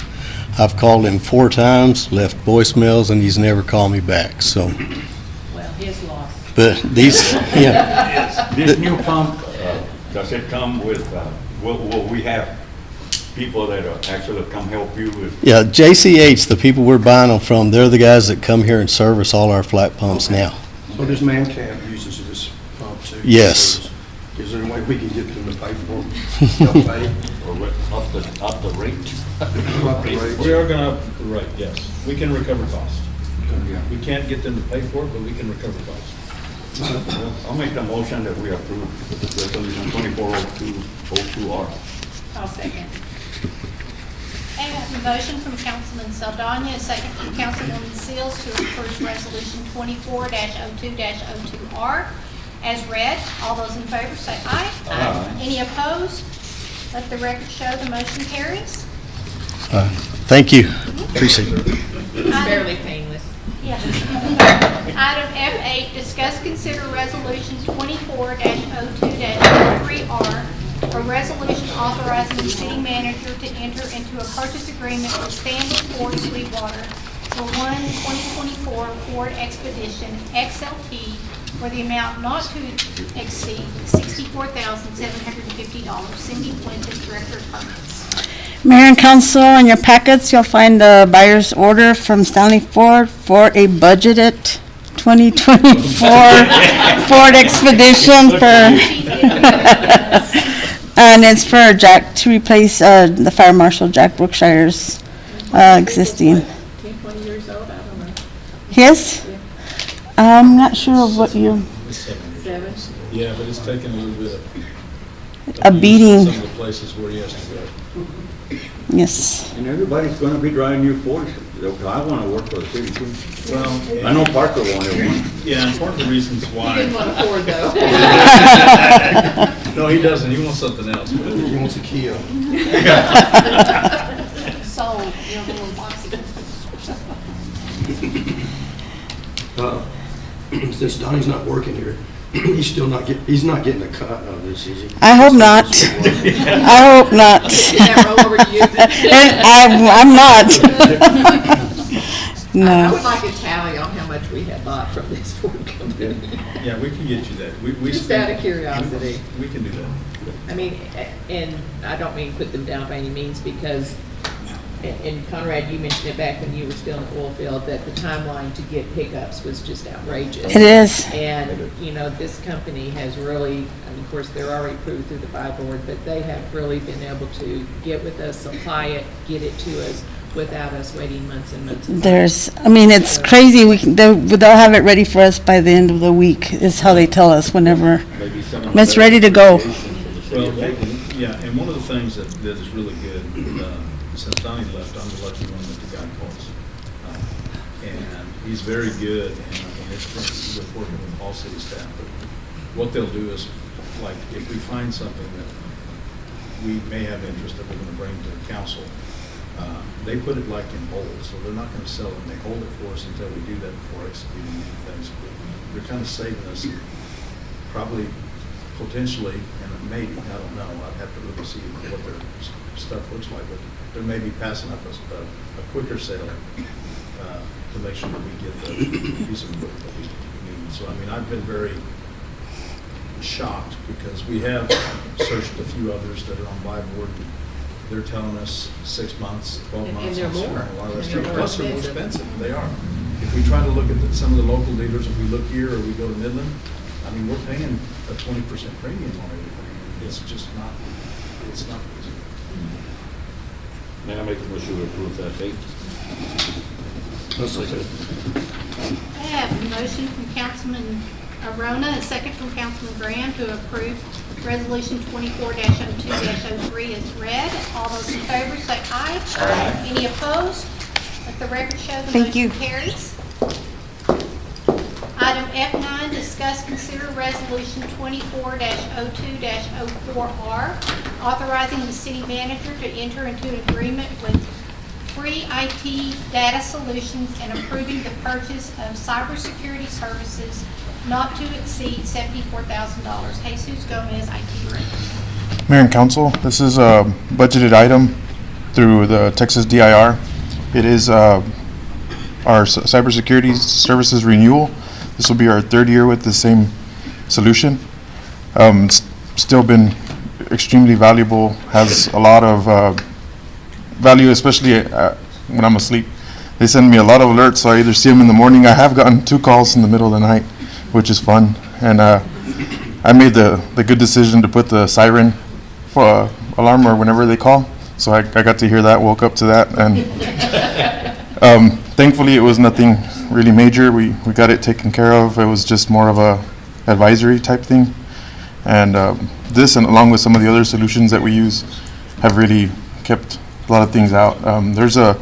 They do monthly reports to Charles and Heather, and I have weekly reports that I review also to make sure we're staying on top of things, being more proactive.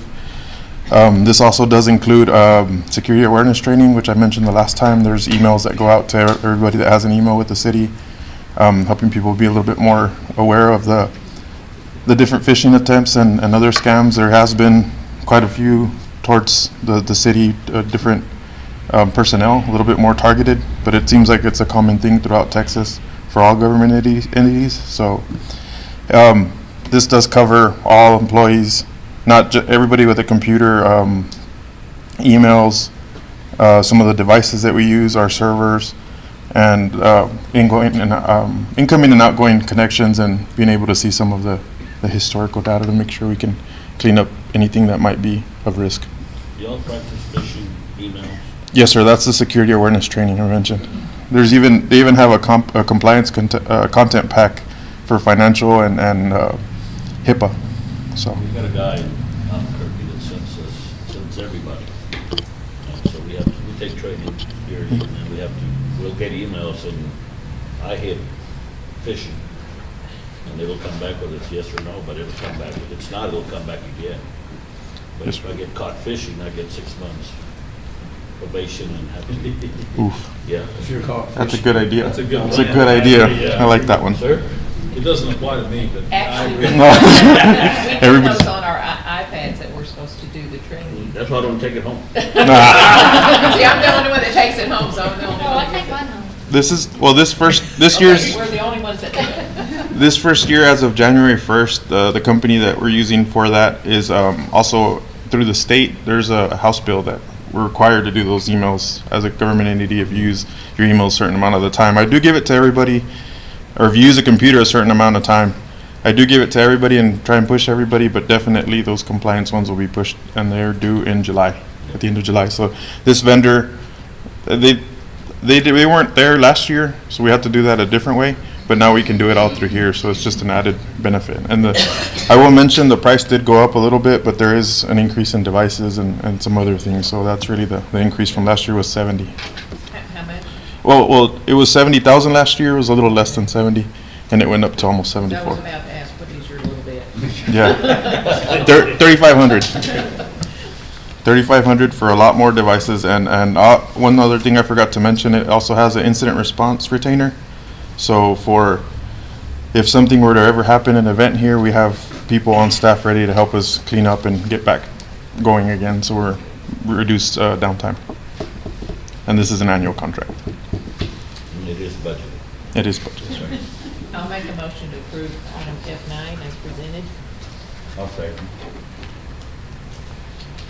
Have a motion from Councilwoman Seals, a second from Councilman Saldana to approve Resolution 24-02-04 as presented. All those in favor say aye. Aye. Any opposed? Let the record show the motion carries. Thank you. Item F10. I think the amount goes up as each item you read. It's like it's getting bigger and bigger.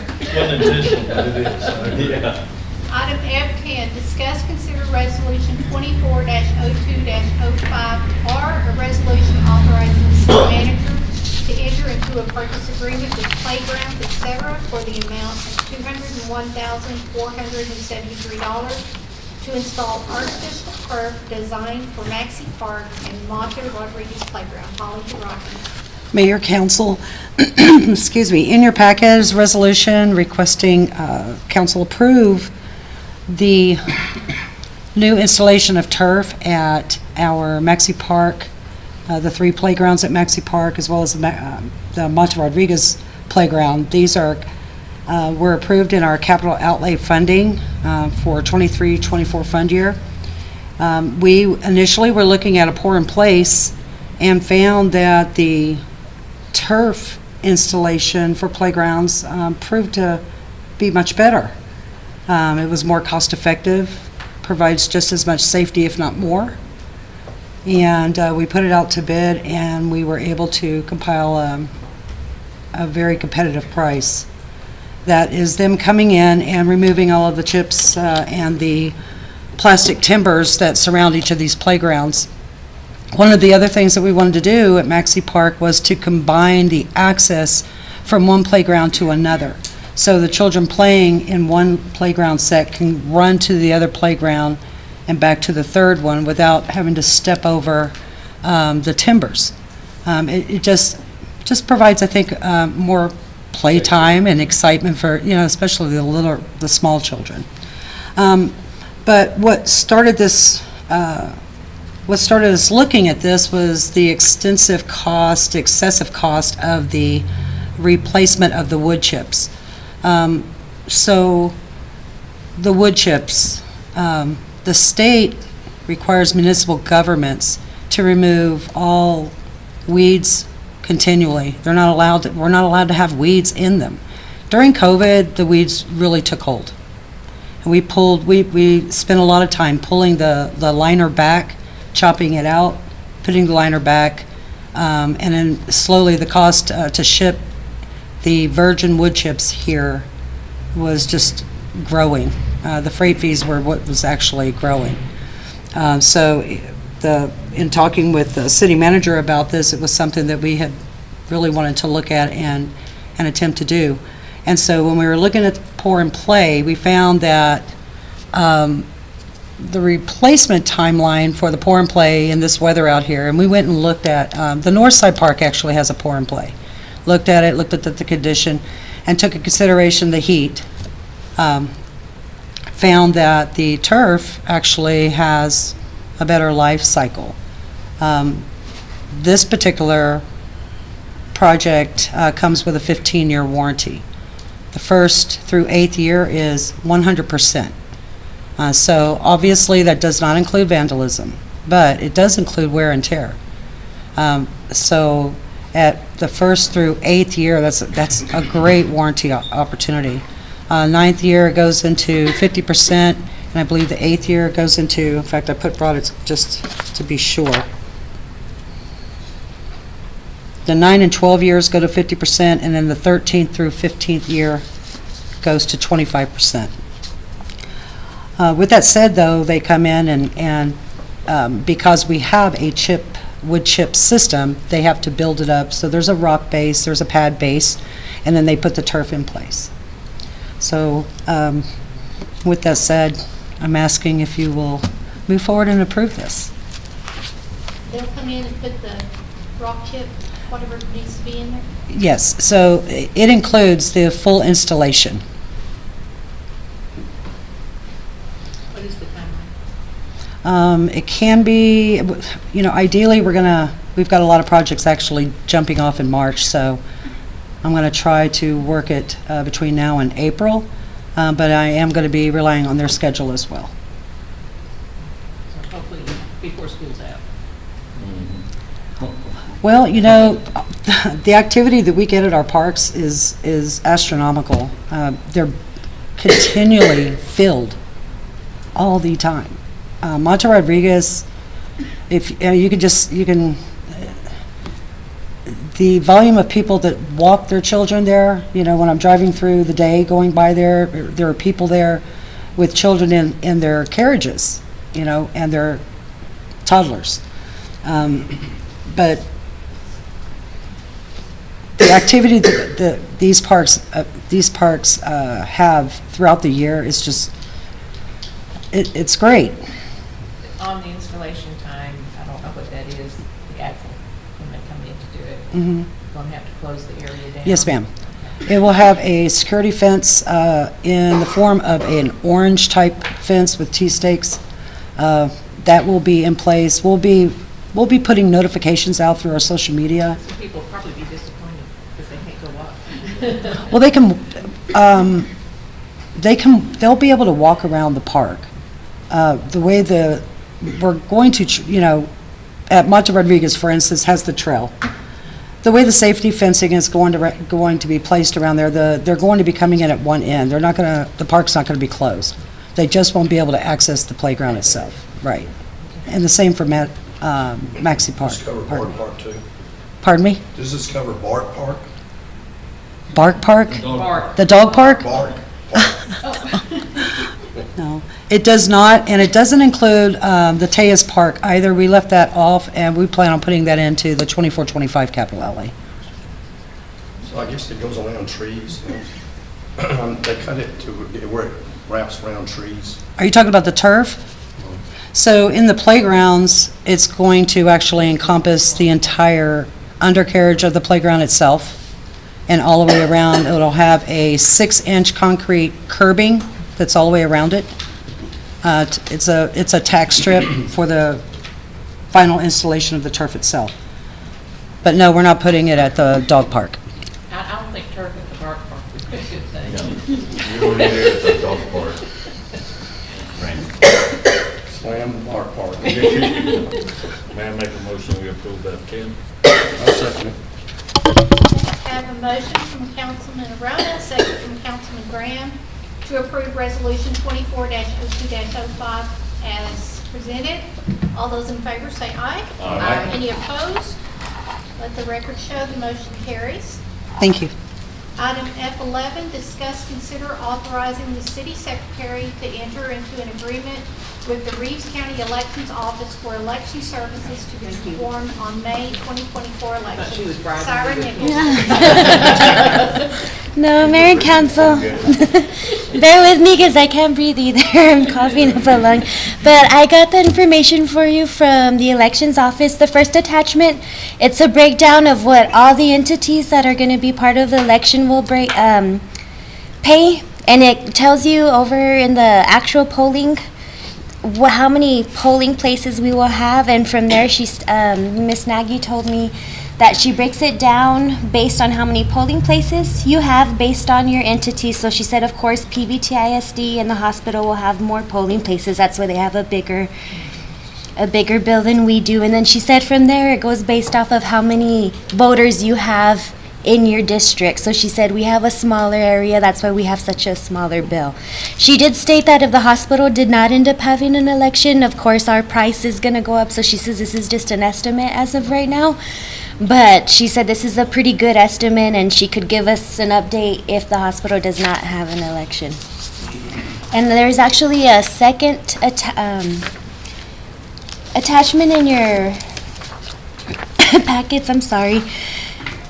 And there it it just has the city of Pecos's cost, but it does list side by side. Well, the entire election cost is $28,000 for the ballot layout, but the city's cost is $369. So she kind of broke it down more for us to be more specific as to the cost. Yes. That being said, I'll make a motion to approve item number F11. Okay, you have a motion from Councilwoman Seals, a second from Councilman Saldana to approve item F11 as read. All those in favor say aye. Aye. Any opposed? Let the record show the motion carries. Thank you. Item F12, discuss, consider approving the 2023 racial profiling report. Lisa Tarango, Chief of Police.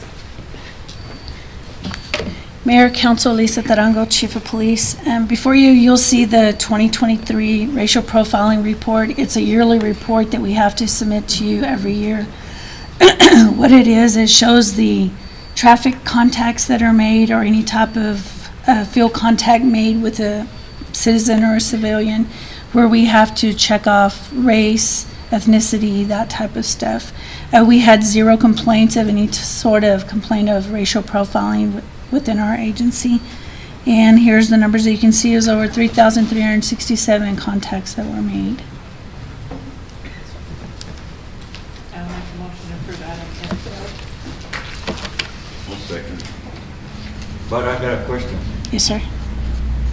On this race and ethnicity, how come the Hispanics are a lot? So there's a lot of them here in town. What happened to the Hawaiians? Not a lot of Hawaiians in town.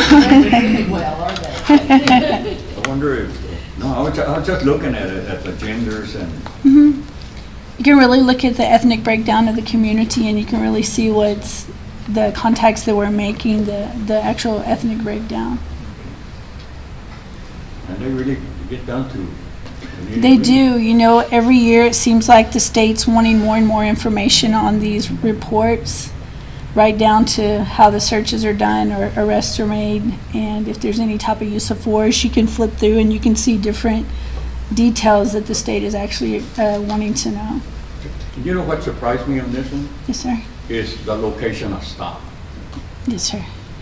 Why does the city police actually go to the county roads when they have to? Or? So like County Road 118, 116, all of that's in the city limits. Yeah, okay. There is a lot of that. County Road 201, all of that's already in the city limits. Okay. And then the US highway, is that Interstate 20? US Highway would be 285 and 17, and then the interstate would be, of course, a state interstate. Okay. So you have highways, interstates, county roads, Yeah, that's farm to what I market was roads. asking, So, I we have it all, yes, and so didn't see nothing on alleys. nothing in the alleys, thank I mean, goodness. I'm just curious because if So they're considered roadways. So it would be in whatever block of that neighborhood that it would be. They're considered a roadway as well. because the way it's cut down for different, I mean, they really, I mean. Detailed. They're detailed. The interstate, does the highway patrol have authority over that, or does? Now, there is a section of the interstate that is within the city limits, so we work anything that's within the city limits on the interstate. Yes, sir, that's Or correct. DPS. Or DPS, yes. There's kind of a little agreement that we have, a professional agreement. If it's our section of the interstate, then we'll go work the accident. They have a far enough section of their own, I think, so. But sometimes they show up too. They do, you know, we're very fortunate that they work in conjunction with each other, whether it's blocking traffic or whatever the situation may be on the interstate. Okay, so we have a motion from Councilwoman Seals, a second from Councilman Saldana to approve item F12 as presented. All those in favor say aye. Aye. Any opposed? Thank you. Let the record show the motion carries. Okay, item F14, discuss, consider a surface and subsurface agreement between County Pecos City and Rockport Energy Solutions LLC. Charles Whitmore, City Manager. Mayor and council, in the packet, I have the agreement that was put forth by Rockport Energy Solutions LLC. They are a new company coming into our area. looking for this. I can tell you that I did review this, and I did share it with Parker. And Parker has some slight modifications that don't change the whole context of it, but it gives the city a little bit better coverage, and I'm going to let him share those with you, and then we can have a conversation after that. Overall, I don't think it's a bad deal for the city. Few changes I would make. One, on paragraph 4 on page 3, ownership. It would be that the city warrants title to the property. And I didn't do a title opinion. I don't know the chain of title from now up until when it first left the state of Texas. So I don't like warranting that, especially since I believe they came to us, so their research must have shown we're the record holder, and presumably we are, but it's not something I'm independent of. I'm not a landman, so it would cost us money to get proof of title. So I assume they've done their diligence. We are the proper owner. I just don't want to make a warranty to that. That's one change. All the damage schedule, it goes off the UT damage schedule, which that's kind of industry standard. That's fine. I have no issue with that. There are 2 damages that are calculated on here that don't go by the schedule, and that's fresh water from the property. Page 8, at the very bottom of the schedule.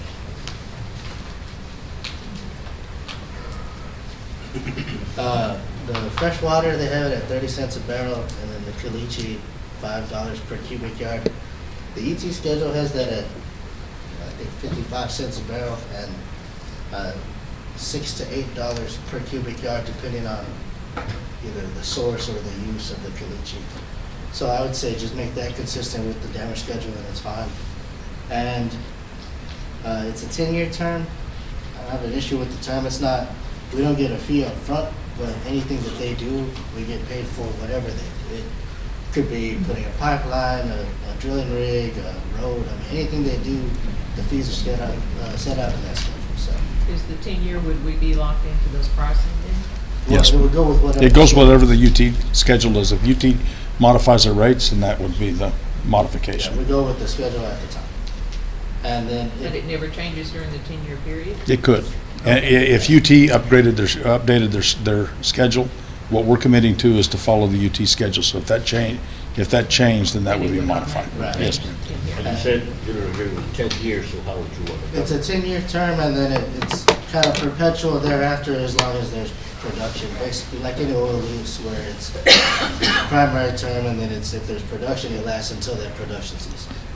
So that's fine. I mean, we're getting paid the whole way through at whatever rate UT deems to be the going rate, which I have no problem deferring to them. The only thing that's, other than those slight changes that I want to include, and it's not really something I've seen before, but the surface and kind of broad scope agreements are becoming more common, and we're not out there policing what's happening ourselves. I'd like to see them give us maybe 6-month progress reports on what's been done. Have they put a rig? Have they put a road? Have they put a pipeline? That's a good idea. So that we know what's been done and what we should be getting paid for. And of course, it's kind of self-reporting, but I mean, they generally keep pretty good records, so we should have no issue relying on that. But at least it makes sure that it keeps them on. What did you say about the water? 30 cents? Yeah. Should be That's not going 55. rate. That's 55. Yeah, Did you no, say the- 55? It's 50. The UT schedule has it at 55 cents, if I'm not mistaken. Okay, let's go to 55. Yeah. That was one of the Well, that's what he changes. said. So, Okay. I want to get up to this. Well, I'm not hearing that. So, and what about the temporary lines on the surface? And what's their definition of temporary? As to which part? Right below the water. That's good. I don't know if temporary is a defined term. Temporary lay flat lines, Randy? Those are just lines. How long will they be there? But how long is temporary is what he's asking. It's not determined, but they cannot utilize it for a long term because it's not going to serve their purpose. If They it's not will normally do that specifically when they're in defined, I'd say transition.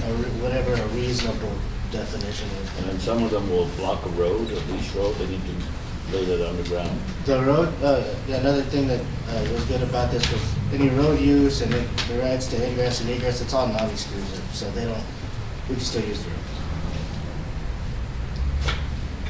What are they constructing their roads out of? Generally, they go with whatever industry standard is. Caliche? And it's going to be Caliche roads, yes, ma'am. And back to his, about the temporary lines, and I don't know if this is the same thing. We've talked about rod price before. Is this what we've got in other contracts? We have our Or if own. it's We the same? we are. We do have the same thing in there, and what we're trying to do as a city as a whole is do what the industry standard is and utilize the UT schedule. So we've modified ours to do that. We have a couple of exceptions to where we exceed the UT schedule, but in all honesty, correct price? it is. Yes, ma'am. It seemed like it wasn't that price. No, we had better, but that was different. That was Different a different type of schedule that we had. Yes, ma'am. Mayor, make a motion to approve F-14 with all added amendments. I'll second it. Have a motion from Councilman Arona, a second from Councilman Graham to approve item F14 as presented with all the amendments.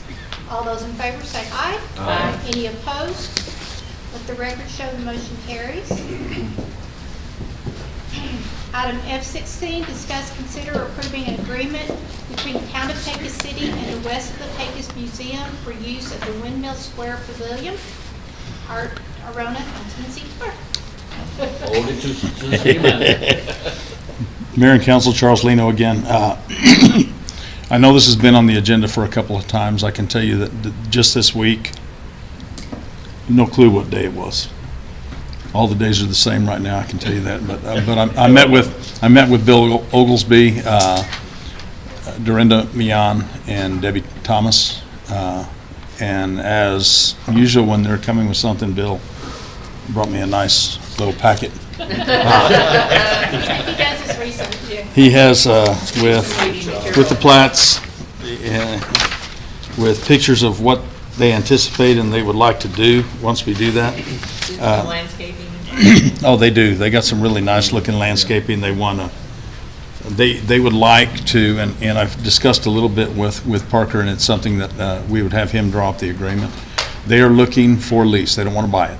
And that's what I wanted to do since it's parkland, which is great. So we would want to enter into some type of a really mutually beneficial long-term lease and maintain it as parkland. They're wanting also in that lease to get the area that we talked about in between, I don't remember what the building's called now, that you all call it. Cable office. The cable office, that's it.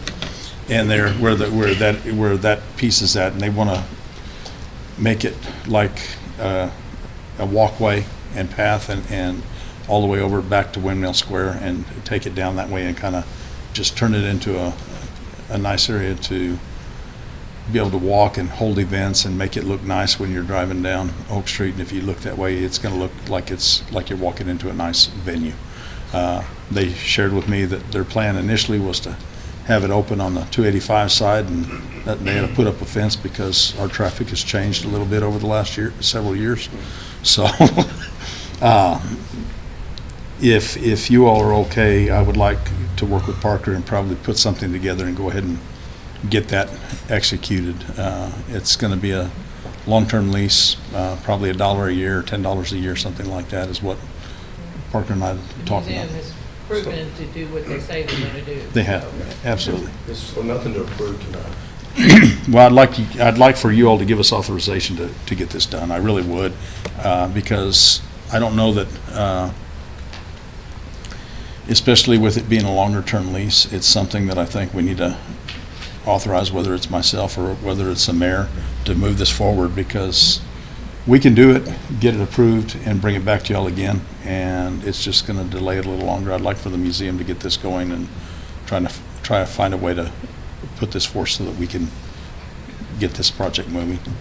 And for what it's worth, I do have a form of lease. You do? Already put together from the last meeting, because someone told me, hey, we need a lease, and I didn't You're know. on it. He already had it. He had the where Windmill Square is at. We just need to add more. That's why. I just didn't know the terms, and we can fill those in. I just didn't know, if it's authorized, we can see what they can agree to. Well, I'll make the motion that we the city manager, approving the city manager to make an agreement with Pecos Museum for this property leasing. Second. I have a motion from Councilman Saldana, a second from Councilman Arona to approve the agreement with Town of Pecos City and Windmill Square in the museum. All those in favor say aye. Aye. Any opposed? Let the record show the motion carries. Item F17, update on progress of securing city trash bins. Mr. Graham. I think I basically got a picture of during one of our windstorms, and this is happening. I look down, that's mine. I'm personally, and I look down the alley, and out of 5, only one was left standing. All of them else have been blown down, and one blew into Texas Street. And I think I'm getting complaints that's happening all over town. We are. So, What I'm going to do is, we've heard, and this gentleman right here You got a solution? has a solution that he did. He sent Heather and I a video today.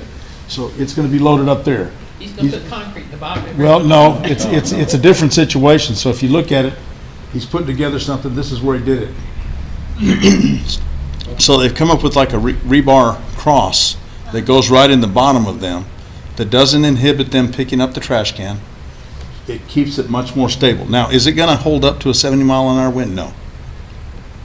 But I think this can alleviate 50 to 80% of our issues that we're running into.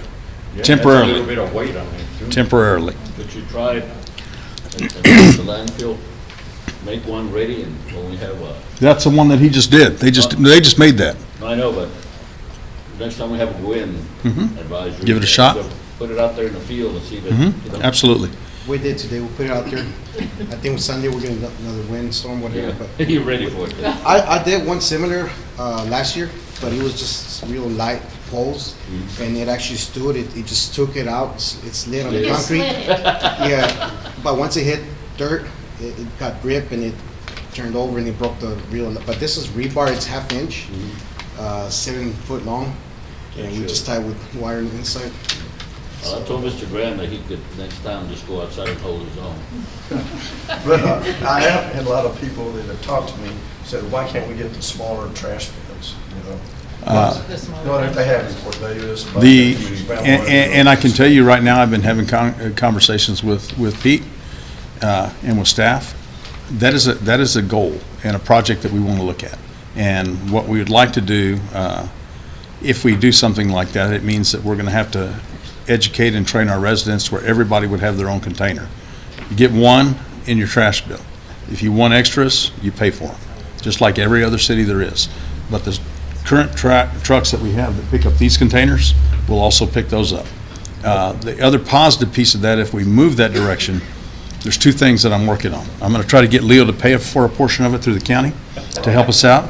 Second, it's going to have the majority of our property damage issues that we deal with happen a lot with our trash trucks driving down the alleys and with everybody else driving down the alleys. This would mean that it would be curbside in the front on the streets. We do have a lot of people parking on the streets, but if we gave them a schedule to where we tell this area of town that we're picking up on Tuesdays, put your container out, try to do it at that, we take care of it, we pick up that area, and we start getting a little more modernized than we have been. But it would be a way that we can, in a perfect world, we would get rid of every single one of our metal containers for residents. It would strictly be plastic 96-gallon poly carts that would roll out. Does that mean in the paved streets, the bumping and the bouncing in the alleys might let the trucks last longer or break? It would. Bumping, bouncing, mud. We wouldn't have mud all over the streets either, or get a truck stuck. As long as they don't put Bricks. construction items in the. And that's where when you get a 96-gallon poly cart, they're smaller. It's good for a single household, and you can't put an engine block in there. It's not going to work. You can't put the stuff that we get in these 300-gallon ones. Well, you can't put a box spring and mattress in there. You cannot either. They weren't doing that with big dumpsters either. They just throw them on the side. of them. Yeah. So it is, and it's something that I've had a conversation with Councilman Arona, as a matter of fact, when we were discussing this a little bit. So it is something that I'd like to explore. It's not a quick, easy fix. There's some capital costs that would come into play, but our current trucks that we have, the newest trucks we have, could accommodate that. Your deal there, does it have just 3 rebars? It's 2 rebar, just like an X in the bottom. Oh, so it's 4 sides. Yes, 4 sides. And this is Couldn't see something the other permanent, because, I mean, I'm Yeah, sure the it is. wire, I see what you're saying. the wire will Eventually. Will break. will rust and break, and maybe somehow with the truck and picks it up, might hit the side of the truck and maybe push it in more. So, you know, we might want to do this to the dumpsters that are out in the field that are not protected by the alleys with the houses. Also with that, there's a risk of, you know, the fence getting scraped or something because they're so long. But there's an outreach on the trucks that brings it in about 4 feet, so it should be okay in that area. But usually you live on Wanya Way, I believe, right? It's pretty open there, so right there would be a good spot to put those with rebar. But other alleys that are protected, it's not so bad. They do tip over, but they don't go into the street or the highway. What if you drill the side and insert them and then on the inside? That's what they've But done. they are- That's exactly what they're doing. Yeah. Oh, it's just showing how. No, that's inside. They're inside the Okay, container. I thought they were outside on the And bottom. of course, there's other med hoods, you know, that we can also add some concrete in there somehow, but it's That all, just adds weight to the truck. I yeah, believe. or a heavy plate to the bottom, but then we're gonna need a welder, it's gonna Yeah. cost more money, and then, And we're still gonna continue with the roll-offs throughout, moving throughout. Absolutely. That's where It they're is. heavy trucks. But, yeah, it is something that was my plan, is to bring to you all at some point in time a plan to convert every single resident into a individual container. It would also alleviate calls to each and every one of you all and me about this person threw stuff in my container. Yeah. Well, now you got your own container. That's a shared container. And trying to explain that sometimes, because there are certain residents that they will fill up a whole 3-yard trash can.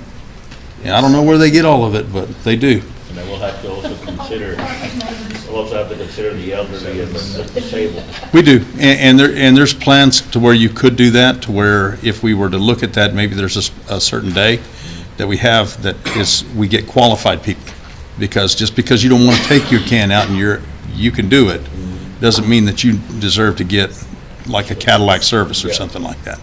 And that's what they've called it in other places that I've been, to where you'd have a certain day to where you could go and it would be in a certain part of the yard and our guys would get it. So but that's where it's extremely cost prohibitive, I mean, from a labor standpoint.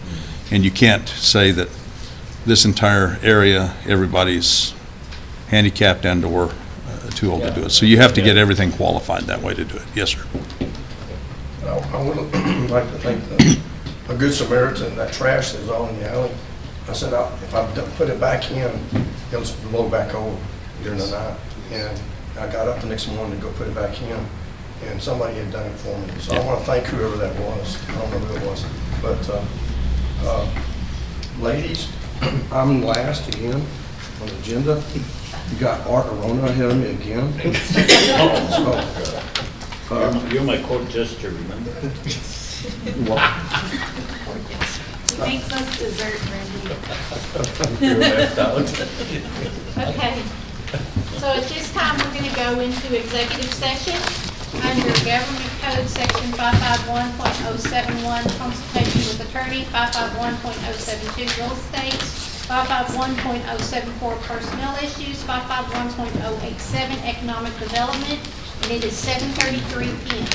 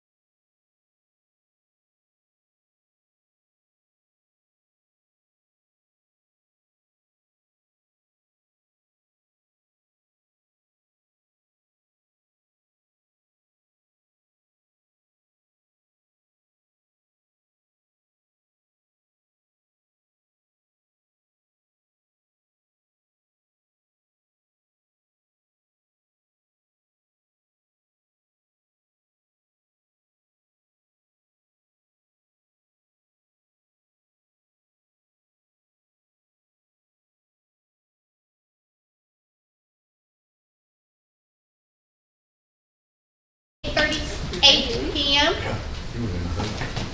Is there anything from executive session that needs to be brought before the city council? Mayor, on item 3.1, I'd like to make a motion to authorize our city attorney to acknowledge the Pecos Economic Development's purchase of the stated tract of land from the GSA. They're offered to purchase. They're offered to purchase. Second? Okay, I have a motion from Councilwoman Seals, a second from Councilman Arona to allow the city attorney to acknowledge whatever Vanetta said. The purchase. The purchase of them, yes. They offered to purchase. All Offered to those. purchase. I didn't put that word there. All those. Offered to purchase. Huh? The offer to purchase? Offer to purchase.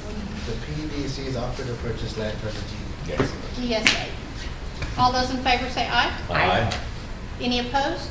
Let the record show motion carries. And also for the record, let it be noted that Councilman Graham left after executive session. Is he so important? Okay, any items for the next council meeting? Those that we tabled, I guess. What did we take? The one for, Keep Pecos Beautiful? The Keep Pecos Beautiful.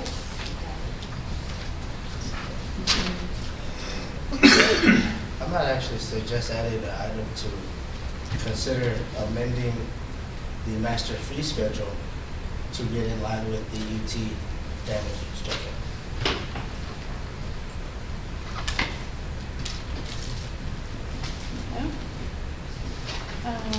Did we table anything else?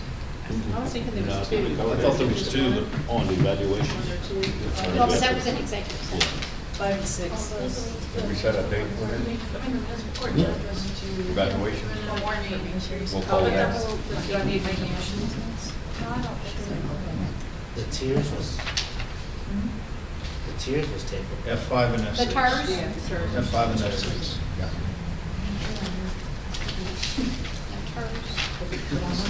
Do we need to set a date to do these evals? Is it a special meeting or just the next regular meeting? The personal matters we had on executive session. I guess the next meeting, as long as it's not a lengthy agenda like we have today. So always table it. So set a special meeting for next week? Yeah, not. It would have to be at 5:30, because if we do it at lunch, it takes more than an hour to work. I gotta go. Well, next week, come on, fall next week, so let's have it next week. Special meeting. No, not on Valentine's Day. Huh? No, that's Valentine's week.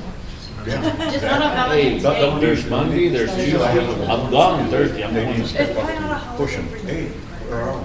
If I'm listening, I'm asking questions. Why can't we just have it at our next city council I mean, meeting? when I first heard about it. Yeah. So, and that's why So I'm. put it on the next agenda? Yeah. Because I've talked to John. You better give us time. Only reminds me of his. I mean, we're still Is paying. there anything else for next meeting? Good. Okay. Adjourn. Is that your motion? Okay. Even though we don't have to have We have a motion from Councilwoman Seals, a second from Councilman Rona to adjourn. All those in favor say aye. Aye. Any opposed? You stay behind. Let the record show the motion carries, and it is 8:42 p.m.